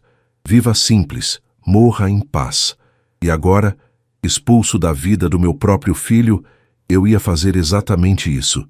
Recomeçar longe, ajudar quem realmente precisava e deixar que Deus e a vida ensinassem as lições que eu não consegui. Se você está comigo nessa jornada, deixe nos comentários de onde você está assistindo. E se inscreva no canal porque essa história está só começando. Meu nome é Luiz Carlos, tenho 59 anos, sou viúvo há 3. E durante muito tempo achei que tinha tudo o que um homem podia querer. Um filho, 2 netos, saúde e paz. Eu sempre fui um homem simples. Trabalhei a vida inteira como engenheiro civil aqui em Curitiba. Construí prédios, pontes, casas. Passei anos com as mãos sujas de cimento e a cabeça cheia de projetos. Minha esposa, Helena, era professora. A gente nunca teve muito, mas tinha o suficiente. E tínhamos amor. Muito amor.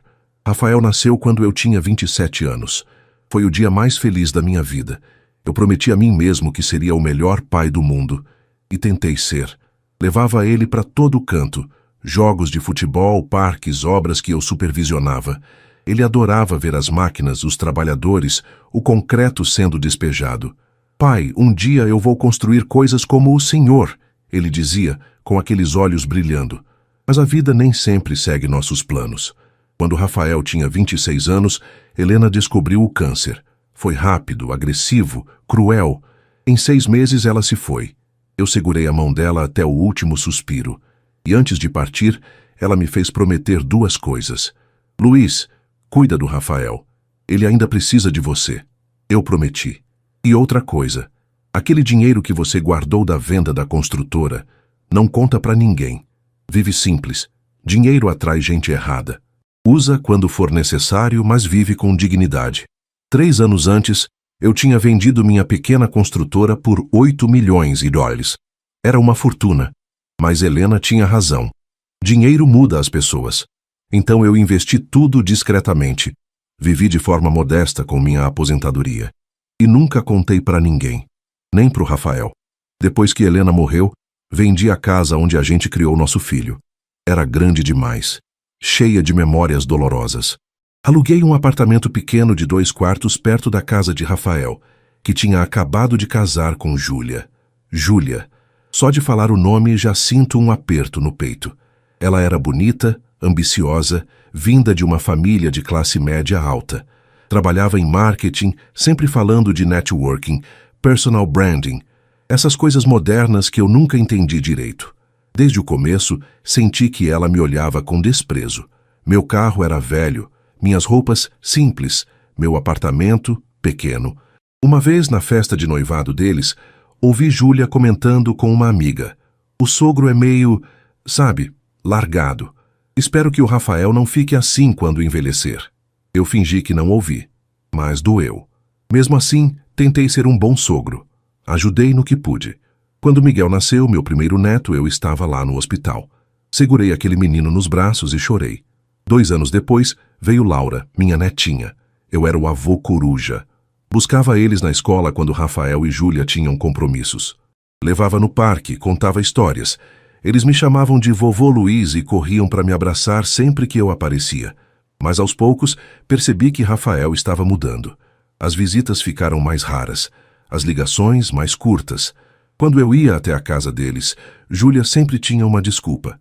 "Hoje não é um bom dia, Luiz, as crianças estão cansadas." Ou, "A gente vai sair, desculpa."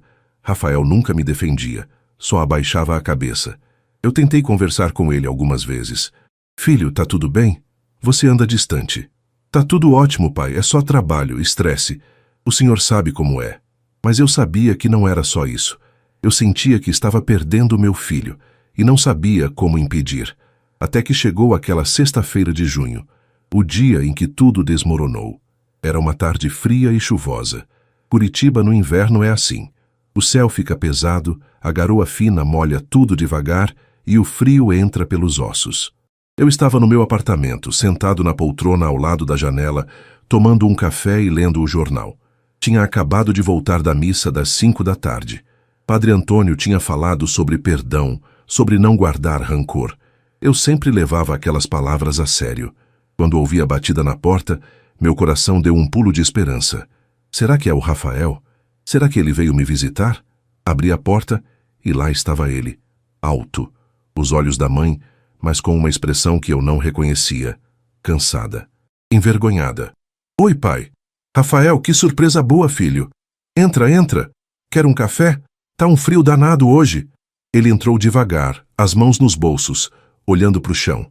"Não, pai. Eu não vou ficar muito tempo." Algo no tom dele me alertou. Sentei na poltrona e fiz um sinal para ele sentar também. Mas ele ficou de pé. "Pai, eu preciso falar uma coisa." Silêncio. Só o barulho da chuva na janela. A Júlia e eu, a gente conversou. E, bem, ela acha que o senhor está muito presente na nossa vida. Eu pisquei tentando entender. "Presente? Rafael, eu mal vejo vocês. Eu só passo lá quando você me chama, ou quando vou buscar as crianças quando vocês pedem." "Eu sei, pai, eu sei. Mas a Júlia, ela está estressada com o trabalho, com as crianças, com tudo. E ela acha que seria melhor se o senhor desse um tempo, um espaço." Meu coração começou a acelerar. "Espaço? Que tipo de espaço, Rafael?" Ele respirou fundo, ainda sem me olhar nos olhos. "A Júlia não quer mais que o senhor vá lá em casa. Ela acha que a presença do senhor deixa ela desconfortável, que o senhor é de outra geração, sabe? E que isso atrapalha a educação das crianças." Cada palavra era uma facada. "Atrapalha a educação das crianças?" repeti incrédulo. "Rafael, eu sou o avô deles. Eu amo aquelas crianças. O que eu fiz de errado?" "O senhor não fez nada de errado, pai," ele disse, finalmente me encarando com os olhos vermelhos. "Mas a Júlia, ela deu um ultimato.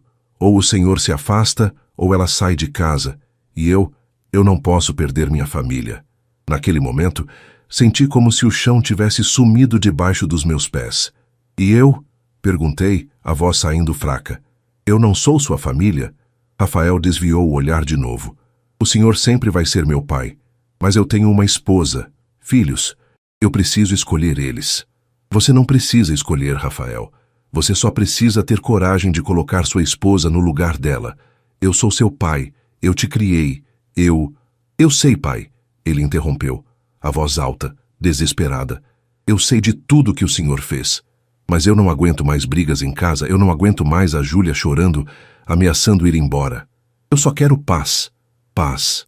Ele queria paz. E para ter paz, estava me expulsando da vida dele. Fiquei em silêncio. Olhei para o meu filho, aquele homem de 32 anos que eu vi nascer, que eu ensinei a andar, a ler, a ser honesto. e não reconheci mais nada nele. E os meus netos? Perguntei, a voz embargada. Eles vão entender quando crescerem. Aquilo foi o fim. Não tinha mais o que dizer. Eu me levantei devagar. Senti as pernas pesadas, o corpo cansado. Fui até a porta, abri e olhei para ele uma última vez. Que Deus abençoe vocês, Rafael. Ele ficou parado ali, no meio da sala, como uma estátua. Eu saí, fechei a porta atrás de mim e desci as escadas do prédio. A chuva ainda caía. Eu parei na calçada, olhei para o céu cinzento e deixei as lágrimas caírem misturadas com a garoa fina de Curitiba. Mas ali, naquele momento de dor, tomei uma decisão. Eu ia sair, ia me afastar, mas não como um derrotado. Ia sair com dignidade. Ia levar comigo tudo que era meu. Minha fé, minha honra e aqueles 8 milhões de reais que ninguém sabia que eu tinha. E um dia eles iam saber a verdade. Mas quando isso acontecesse, eu estaria longe, reconstruído, em paz. Voltei para o meu apartamento naquela noite e sentei na mesma poltrona onde tudo tinha desmoronado horas antes. A xícara de café ainda estava ali, fria, esquecida. O jornal aberto na página que eu não terminei de ler. Mas tudo parecia diferente agora. Como se eu estivesse vendo aquele lugar pela primeira vez. Ou pela última. Eu não consegui dormir naquela noite. Fiquei acordado, olhando para o teto, ouvindo o barulho da chuva que não parava. Pensava em Helena. O que você faria no meu lugar? Perguntei em voz alta para o vazio. Mas eu já sabia a resposta. Ela me diria para ter dignidade, para não implorar, para não me rebaixar. Dinheiro atrai falsidade, Luiz. Vive simples, morre em paz. No sábado de manhã, liguei para Marta, irmã da Helena. Ela morava em Florianópolis, viúva há 5 anos, sozinha numa casa grande de frente para o mar. Luiz, que surpresa, como você tá? Oi, Marta, eu tô precisando de um tempo longe daqui. Você se importa se eu passar uns dias aí com você? Houve uma pausa do outro lado da linha. Aconteceu alguma coisa? Depois eu te conto. Posso ir? Claro que pode. Essa casa é sua também. Quando você vem? Segunda-feira. Vou arrumar umas coisas aqui e vou. Vou te esperar, cunhado. E pode ficar o tempo que quiser. Desliguei o telefone e senti um alívio pequeno, mas importante. Pelo menos eu tinha para onde ir. Pelo menos alguém ainda me queria por perto. Passei o fim de semana inteiro arrumando minhas coisas. Não tinha muito. Roupas, alguns livros, fotos da Helena e do Rafael quando era criança. Guardei tudo em 2 malas velhas. No domingo fui até a igreja. Padre Antônio estava no confessionário. Entrei, ajoelhei e desabafei tudo. A expulsão, a dor, a raiva que eu tentava não sentir, mas que estava ali, queimando por dentro. Meu filho, eu sei que dói, disse o padre com aquela voz calma dele. Mas lembre-se, a vingança não traz paz. Só Deus pode fazer justiça. Eu não quero vingança, padre. Eu só quero distância. Eu só quero recomeçar.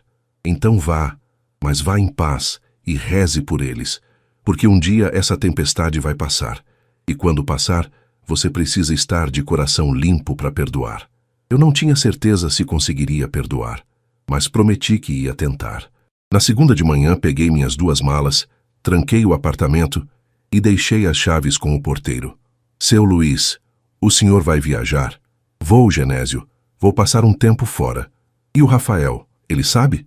Olhei para o porteiro, um senhor de cabelos brancos que sempre foi gentil comigo. Não precisa avisar ele. Se ele perguntar, diz que eu tive que resolver uns assuntos. Só isso.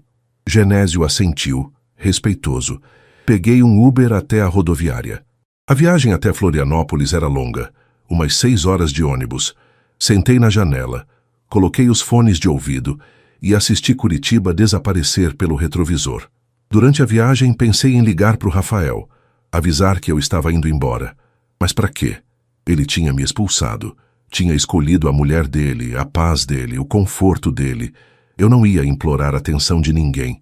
Então desliguei o celular e deixei a estrada me levar. Cheguei em Florianópolis no fim da tarde. Marta me esperava no terminal, de braços abertos. Luiz, ela me abraçou forte. E foi só naquele abraço que eu percebi o quanto tinha segurado tudo dentro de mim.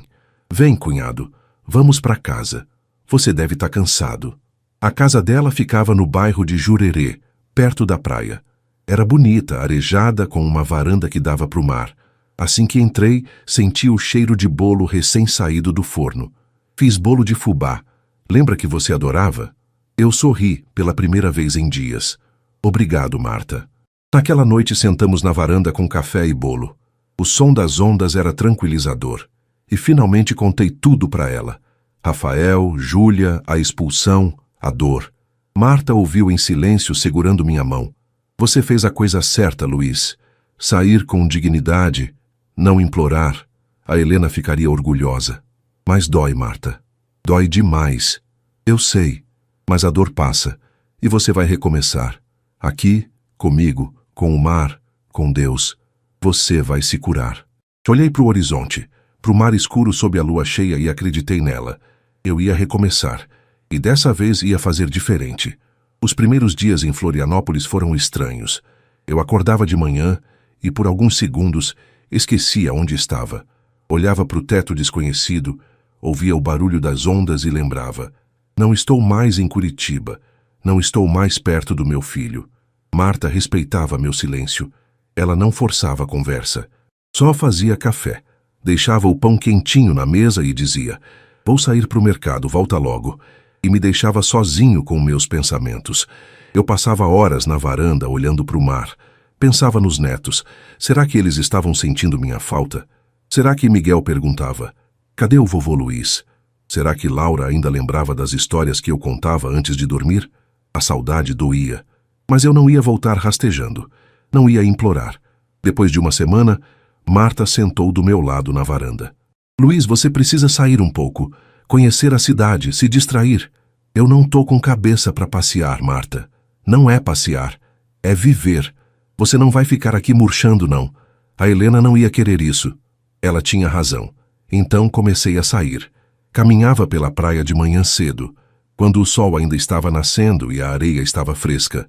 Conversava com pescadores, com vendedores ambulantes, com gente simples que não me julgava, que não sabia da minha história. E aos poucos comecei a respirar de novo. Um dia, caminhando pelo centro de Florianópolis, passei em frente a um abrigo para moradores de rua. Havia uma fila enorme de pessoas esperando por comida. Idosos, crianças, famílias inteiras. Parei e fiquei observando. Uma mulher que parecia coordenar o lugar estava sobrecarregada, carregando panelas pesadas, servindo pratos, organizando tudo sozinha. Entrei. Oi, boa tarde. Precisa de ajuda? Ela me olhou surpresa. Sempre preciso, senhor. Mas você é voluntário? Hoje eu sou, respondi. Passei a tarde inteira ali, servi comida, lavei pratos, conversei com as pessoas. Ouvi histórias de dor, de abandono, de luta, e percebi que eu não era o único sofrendo. O mundo estava cheio de gente quebrada, mas muitos deles ainda tinham esperança. No fim do dia, a coordenadora, que se chamava Fernanda, veio falar comigo. Obrigada pela ajuda, seu... Luiz Carlos. Pode me chamar de Luiz. Obrigada, Luiz. Você foi uma bênção hoje. Se quiser voltar, a gente sempre precisa de gente boa. Voltei. E voltei de novo, e de novo. Virou rotina. Toda terça e quinta eu estava lá. E foi ali, servindo comida para quem não tinha nada, que comecei a entender o recado da Helena. Dinheiro atrai falsidade, mas usado com sabedoria ele pode mudar vidas. Eu tinha 8 milhões guardados, e comecei a pensar, e se eu usasse isso de verdade? E se eu ajudasse gente que realmente precisa? Foi quando tive a ideia. Não ia ostentar. Não ia aparecer, mas ia usar aquele dinheiro de forma discreta, silenciosa, para fazer o bem. Comecei devagar. Paguei reformas no abrigo onde eu era voluntário. Comprei cobertores, roupas, comida em grande quantidade. Tudo anonimamente. Fernanda ficava pasma. Não sei quem é o doador, mas Deus vai abençoar essa pessoa. Eu sorria calado. Depois financiei a construção de uma creche num bairro pobre. Ajudei um asilo a reformar as instalações. Paguei tratamentos médicos para pessoas sem condições. Tudo discreto. Tudo sem nome. Marta desconfiou. Luiz, você tá com muito dinheiro para um aposentado. Sentei com ela uma noite e contei tudo. Os 8 milhões de reais, a venda da construtora, o segredo que Helena me pediu para guardar. Ela ficou em choque. Luiz Carlos, você é milionário e estava vivendo que nem um mendigo? Não era mendigo, era simples. E a Helena tinha razão. Se eu tivesse contado, as coisas teriam sido diferentes. Rafael nunca teria me expulsado? Ou a Júlia teria sido pior ainda, tentando tomar tudo de mim? Marta ficou quieta, pensando. Você tem razão. E o que você está fazendo agora com esse dinheiro é lindo. A Helena está orgulhosa, onde quer que ela esteja. Espero que sim. Passaram-se 3 meses. Eu estava bem. Não curado, mas bem. Trabalhava, ajudava, rezava. A dor ainda existia, mas era suportável. Até que, numa tarde de setembro, meu celular tocou. Número desconhecido. Atendi. Alô? Pai? Meu coração parou. Era Rafael. Fiquei congelado com o telefone na mão. A voz do Rafael tremia do outro lado da linha. Pai? O senhor tá aí? Respirei fundo antes de responder. Tô, Rafael. Silêncio. Eu podia ouvir a respiração dele, pesada, nervosa. Pai, eu tô te ligando porque eu tô tentando te achar faz semanas. O porteiro do seu prédio disse que o senhor foi viajar, mas não disse para onde. Seu celular vivia desligado. Eu fiquei preocupado. Preocupado. Depois de me expulsar, agora ele estava preocupado. Eu tô bem, Rafael, só precisava de um tempo longe. Longe de mim, ele disse, a voz quebrando. Por causa do que eu fiz. Não respondi, porque era verdade. Pai, eu estraguei tudo. Eu sei que estraguei. A Júlia, ela tá insuportável. Desde que o senhor saiu, as coisas só pioraram em casa. A gente briga o tempo todo. E as crianças perguntam pelo senhor todo dia. Cadê o vovô Luiz? Por que ele não vem mais? E eu não sei o que responder. A dor voltou. Pensar nos meus netos me procurando e eu não estar lá era insuportável. E o que você quer que eu faça, Rafael? Perguntei, tentando manter a voz firme. Você me expulsou. Você escolheu sua esposa. Agora aguenta as consequências. Eu sei, pai. Eu sei que eu não mereço seu perdão. Mas eu tô te pedindo, por favor, volta para Curitiba. Volta para perto dos seus netos. Eles precisam de você. E você? Provoquei. Você precisa de mim? Ou você só tá com medo que a Júlia te deixe e você fique sozinho? Silêncio longo. As duas coisas, ele admitiu chorando. Eu preciso de você, pai. Eu sempre precisei. Mas eu fui fraco. Eu deixei ela me controlar. E agora eu tô perdido. Senti um aperto no peito. Parte de mim queria abraçar meu filho, perdoar tudo, voltar correndo. Mas a outra parte, a parte que ainda sangrava, dizia: não, ele precisa aprender. Rafael, eu não vou voltar agora. Eu construí uma vida aqui. Eu tô ajudando pessoas, tô em paz. E você precisa resolver seus problemas sozinho. Você é um homem adulto. Aprende a ter coluna. Pai, não, Rafael. Escuta, eu te amo. Sempre vou te amar. Mas eu não vou voltar correndo só porque você tá arrependido agora. Você me machucou. E machucado demora a curar. Ele soluçou do outro lado. Eu entendo. Eu mereço. Mas eu posso pelo menos saber onde o senhor tá? Posso te visitar? Pensei por um longo momento. Eu tô em Florianópolis, na casa da tia Marta. A irmã da mãe? Isso. Ela me acolheu quando ninguém mais quis. Rafael ficou em silêncio, o peso da culpa esmagando ele do outro lado da linha. Eu posso ir aí te ver? Pode, mas sozinho. E só quando você estiver pronto para ter uma conversa de verdade. Não venha aqui me fazer promessas vazias. Tá bom, pai. Eu vou. Eu prometo que vou. Vamos ver. Desliguei. Fiquei sentado na varanda, olhando para o mar, com o coração partido de novo. Porque eu queria perdoar. Eu queria abraçar meu filho e dizer que estava tudo bem, mas não estava.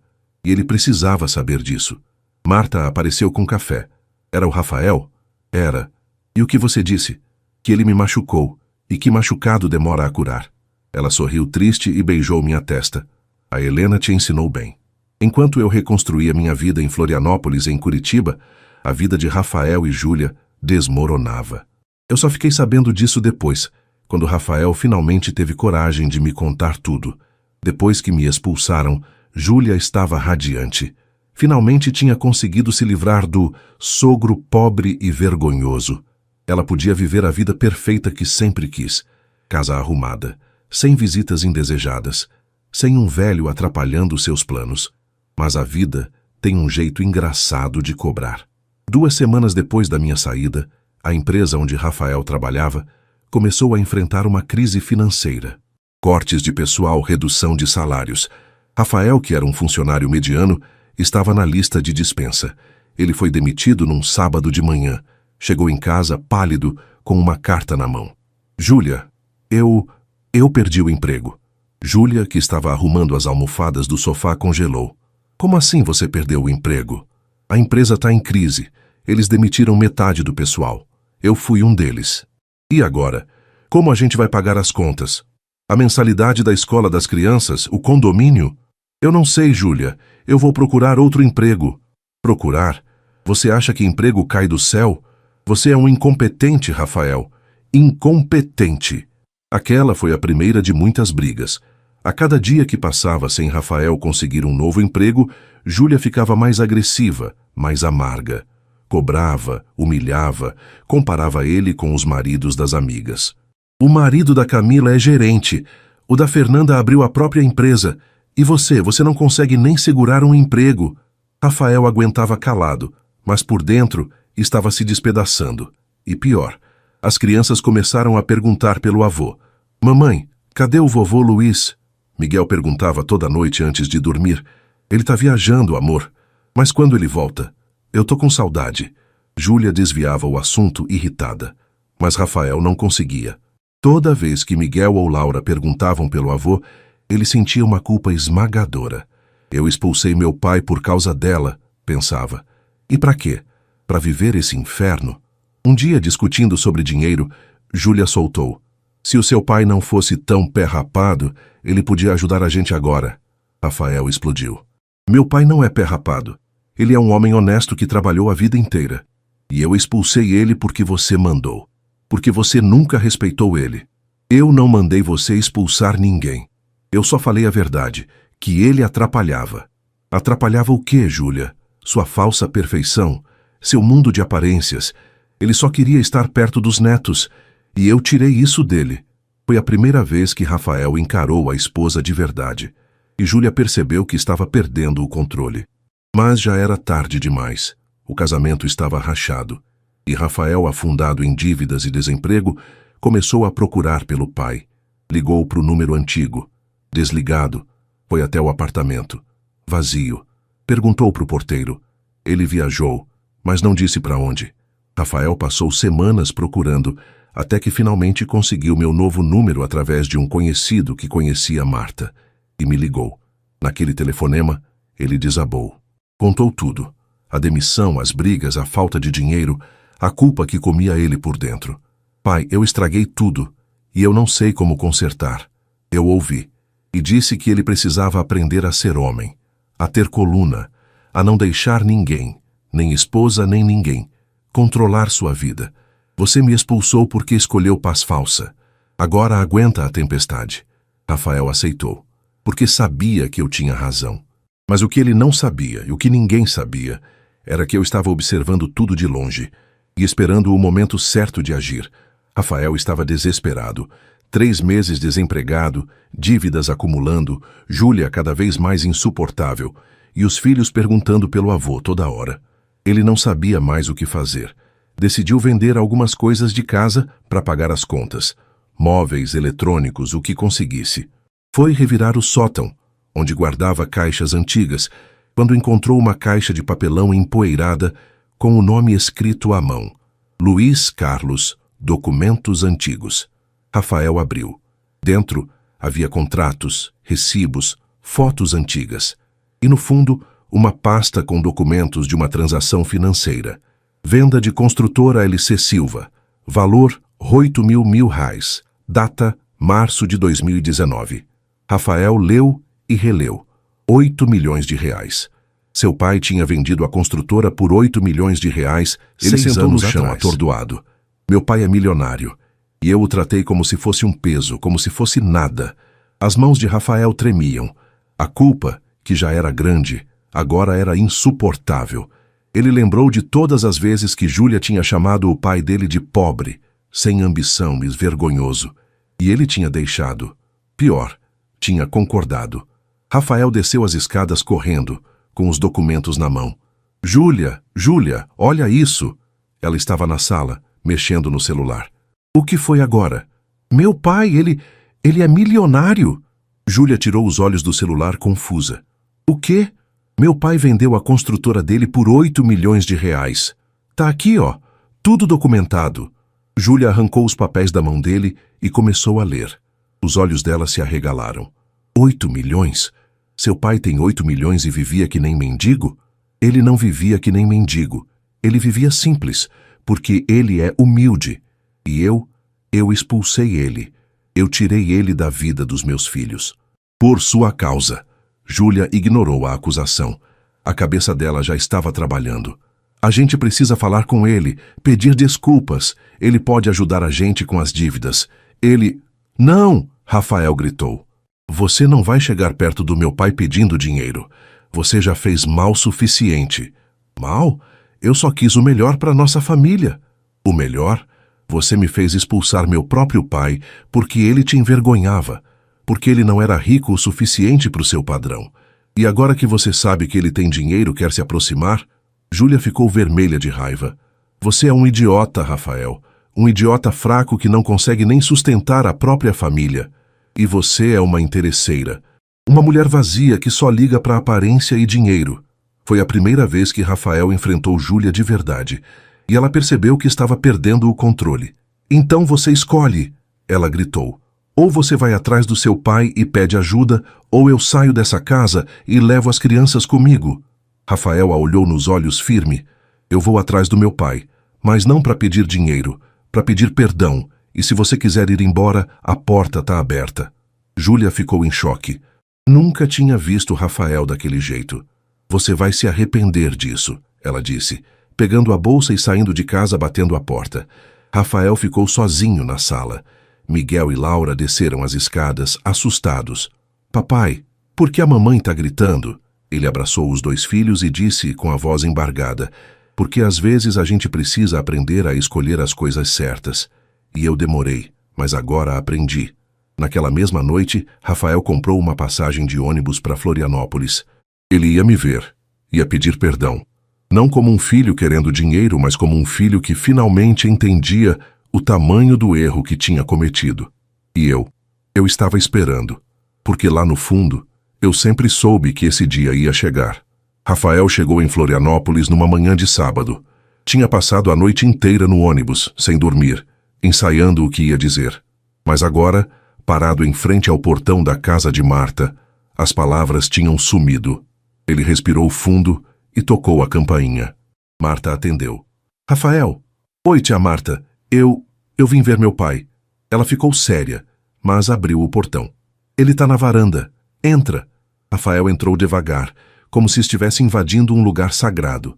A casa era bonita, arejada, cheirando a café fresco e bolo.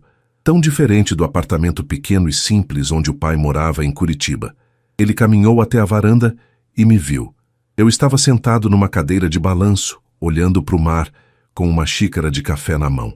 Pai, virei o rosto. E ali estava ele, meu filho, mais magro, os olhos fundos, a barba por fazer. Parecia 10 anos mais velho. Rafael! Ele ficou parado, sem saber o que fazer. Então começou a chorar. Pai, eu não sei nem por onde começar. Eu estraguei tudo. Eu fui um covarde, um filho horrível. Eu te expulsei porque eu sou fraco. Porque eu deixei a Júlia me controlar. Porque eu achei que ia ter paz, mas só encontrei inferno. Eu não disse nada, só escutei. Eu descobri, pai. Descobri que o senhor tem dinheiro, muito dinheiro, e eu me senti o pior lixo do mundo, porque eu te tratei como se o senhor fosse um peso, como se o senhor não valesse nada, mas o tempo todo, o senhor é um homem incrível, e eu fui cego demais para ver. Ele se ajoelhou na minha frente soluçando. Me perdoa, pai. Pelo amor de Deus, me perdoa. Eu não mereço. Eu sei. Mas eu tô te pedindo, não como um filho que quer dinheiro, mas como um filho que quer o pai de volta. Olhei para o meu filho ali, quebrado, arrasado, e lembrei de todas as vezes que segurei ele no colo quando era pequeno, das noites que passei acordado quando ele estava doente, dos jogos de futebol que assisti gritando o nome dele. Ele era meu filho, e eu o amava. Apesar de tudo, coloquei a mão no ombro dele. Levanta, Rafael. Ele levantou, enxugando o rosto. Senta aqui. Ele sentou na cadeira ao meu lado. Ficamos em silêncio por um tempo, só ouvindo o barulho das ondas. Eu te perdoo, filho, eu disse finalmente. Ele me olhou, incrédulo. Perdoa? Perdoo, porque você é meu filho, e porque eu aprendi com sua mãe que guardar rancor não faz bem para a alma. Ele desabou de novo, chorando. Mas, eu continuei firme, perdoar não é esquecer, e não é voltar a ser tudo como era antes. Você me machucou, profundamente, e confiança se reconstrói devagar. Eu sei, pai. Eu sei. E eu vou fazer o que for preciso para reconquistar sua confiança. E a Júlia? Ele abaixou a cabeça. A Júlia? A gente tá mal, pai. Muito mal. Desde que eu descobri sobre o dinheiro, ela mudou. Ficou interesseira. Quer que eu venha aqui pedir ajuda financeira. Mas eu não vim por isso. Eu vim porque eu preciso de você como pai, não como banco. Sorri, triste. E você entende agora por que sua mãe me pediu para viver simples? Por que eu escondi o dinheiro? Entendo. E o senhor estava certo. Se a Júlia soubesse antes, teria sido pior ainda. E o que você vai fazer? Não sei. Só sei que eu preciso reconstruir minha vida. Do jeito certo, com dignidade, do jeito que o senhor me ensinou. Coloquei a mão sobre a dele. Então vamos reconstruir, juntos. Rafael me abraçou forte, e pela primeira vez em meses senti que tinha meu filho de volta. Não o filho perfeito, mas o filho humano, falho, mas arrependido. E isso para mim já era um começo. Rafael ficou em Florianópolis por uma semana. Nesse tempo conversamos muito. Sobre a vida, sobre erros, sobre o que realmente importa. Eu contei para ele sobre o trabalho que estava fazendo, ajudando abrigos, creches, asilos. Pai, isso é incrível. O senhor está fazendo tanto bem. É o que sua mãe queria. Que eu usasse o dinheiro para ajudar, não para ostentar. Eu queria fazer isso também, ajudar, aprender com o senhor. Então aprende. Mas primeiro, você precisa arrumar sua própria casa. Rafael concordou. Ele voltou para Curitiba no final da semana com uma promessa. Ia conversar com Júlia, ia colocar limites e ia lutar pela família dele, mas do jeito certo. Mas quando ele chegou em casa, encontrou Júlia de malas prontas. Eu tô indo embora, Rafael. Júlia, não, escuta. Eu casei com você achando que a gente ia ter uma vida boa, confortável. E o que eu tenho? Um marido desempregado, dívidas, e um sogro que tem 8 milhões, mas não ajuda ninguém. Meu pai não tem obrigação de nos ajudar e você nunca respeitou ele. E você nunca teve culhão para me enfrentar. As crianças estavam assistindo tudo do alto da escada, assustadas. Rafael olhou para elas e sentiu uma força que nunca tinha sentido antes. Então vai, Júlia. Vai embora. Porque eu não vou mais viver nessa mentira. Eu amo você, mas não desse jeito. Não com você me manipulando, humilhando meu pai, destruindo minha família. Júlia ficou chocada. Você vai se arrepender disso. Talvez. Mas pelo menos vou me arrepender fazendo a coisa certa. Júlia saiu batendo a porta. As crianças desceram correndo e se jogaram nos braços do pai. Papai, a mamãe não volta? Não sei, filho. Mas o que eu sei é que vocês sempre vão ter o papai. E vão ter o vovô Luiz de volta também. 2 semanas depois, recebi uma ligação de Rafael. Pai, a Júlia entrou na justiça pedindo divórcio. E ela está exigindo pensão altíssima. Disse que vai contar para os advogados que o senhor tem milhões e que eu tenho direito à herança adiantada. Eu ri. Deixa ela tentar. E foi o que aconteceu. Júlia, movida pela ganância, expôs tudo publicamente. Contou para as amigas, para os parentes, para os vizinhos. O sogro é milionário, vivia de farsa e agora não quer ajudar a gente. Mas o tiro saiu pela culatra. As pessoas começaram a questionar. Ué, mas se ele é milionário e vocês expulsaram ele, quem está errado nessa história? Amigos de Rafael que sabiam da história começaram a se afastar de Júlia. Ela expulsou o sogro porque achava ele pobre. Agora quer o dinheiro dele. Que tipo de pessoa faz isso? A reputação de Júlia desmoronou. E pior, o juiz do divórcio, ao analisar o caso, deu razão a Rafael. O réu demonstrou ter agido de forma manipuladora e interesseira. Não há direito à herança adiantada de sogro, caso indeferido. Júlia perdeu tudo e Rafael finalmente estava livre. 3 meses depois do reencontro, Rafael veio morar em Florianópolis comigo e com Marta, trazendo Miguel e Laura. Eu abracei meus netos com lágrimas nos olhos. Vovô, a gente sentiu tanta saudade. Eu também, meus amores, mas agora o vovô não vai mais sumir. Rafael começou a trabalhar comigo nos projetos sociais. Aprendi a ser humilde de verdade, a valorizar o que importa. E juntos reconstruímos tudo. Do jeito certo, com dignidade. 1 ano se passou desde que saí de Curitiba com o coração partido. Agora, sentado na mesma varanda onde tudo começou a se reconstruir, olho para o mar e sinto uma paz que não sentia há muito tempo. Rafael está ao meu lado tomando café. Miguel e Laura correm na areia rindo. Marta canta na cozinha enquanto prepara o almoço de domingo. Pai, eu nunca vou conseguir agradecer o suficiente pelo que o Senhor fez. Olho para o meu filho. Você não precisa agradecer, Rafael. Você só precisa continuar sendo o homem que você se tornou. Ele sorri, os olhos marejados. Eu aprendi, pai. Aprendi que dinheiro não é o que faz a gente. É caráter, é dignidade, é amor. Sua mãe tentou me ensinar isso a vida toda, e eu sempre soube. Mas você precisava aprender do jeito difícil. E aprendi. Miguel corre até nós. Vovô, vem brincar na areia. Já vou, meu anjo. Ele sai correndo de volta para Laura. Rafael respira fundo. E a Júlia? Ela tá morando com os pais dela. Tentou se reaproximar depois que viu que você estava bem, mas eu não aceitei. Não por rancor, mas porque eu preciso proteger meus filhos. E ela ainda não mudou. Você fez a coisa certa. Aprendi com o Senhor. Ficamos em silêncio, ouvindo o barulho das ondas. Pai, posso te perguntar uma coisa? Claro. O Senhor não tem raiva de mim? Mesmo depois de tudo? Coloco a mão no ombro dele. Rafael, raiva eu tive. Dor também. Mas guardar isso não ia me fazer bem. E sua mãe me ensinou que perdão é libertação. Eu te perdoei porque te amo. E porque a gente não pode deixar que os erros do passado destruam o futuro. Ele abraça meu braço emocionado. Obrigado, pai. Por tudo.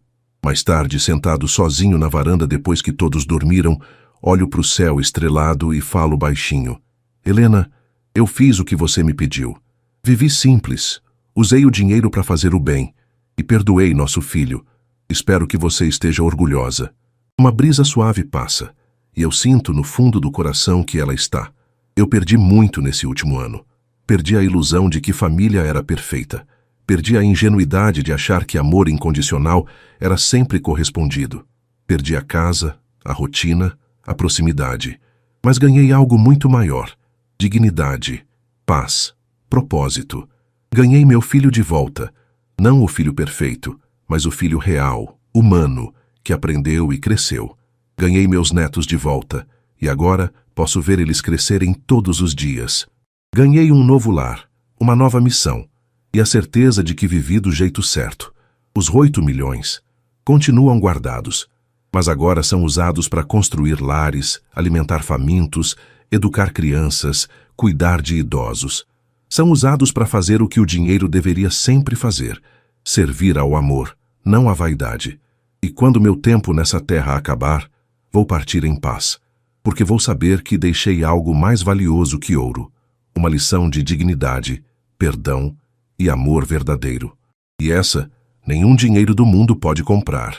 Família verdadeira se constrói com respeito, não com sangue. Dinheiro vai e vem, mas dignidade é para sempre. Se essa história tocou seu coração, deixe um amém nos comentários e compartilhe com quem precisa ouvir essa mensagem. Deus abençoe você e sua família.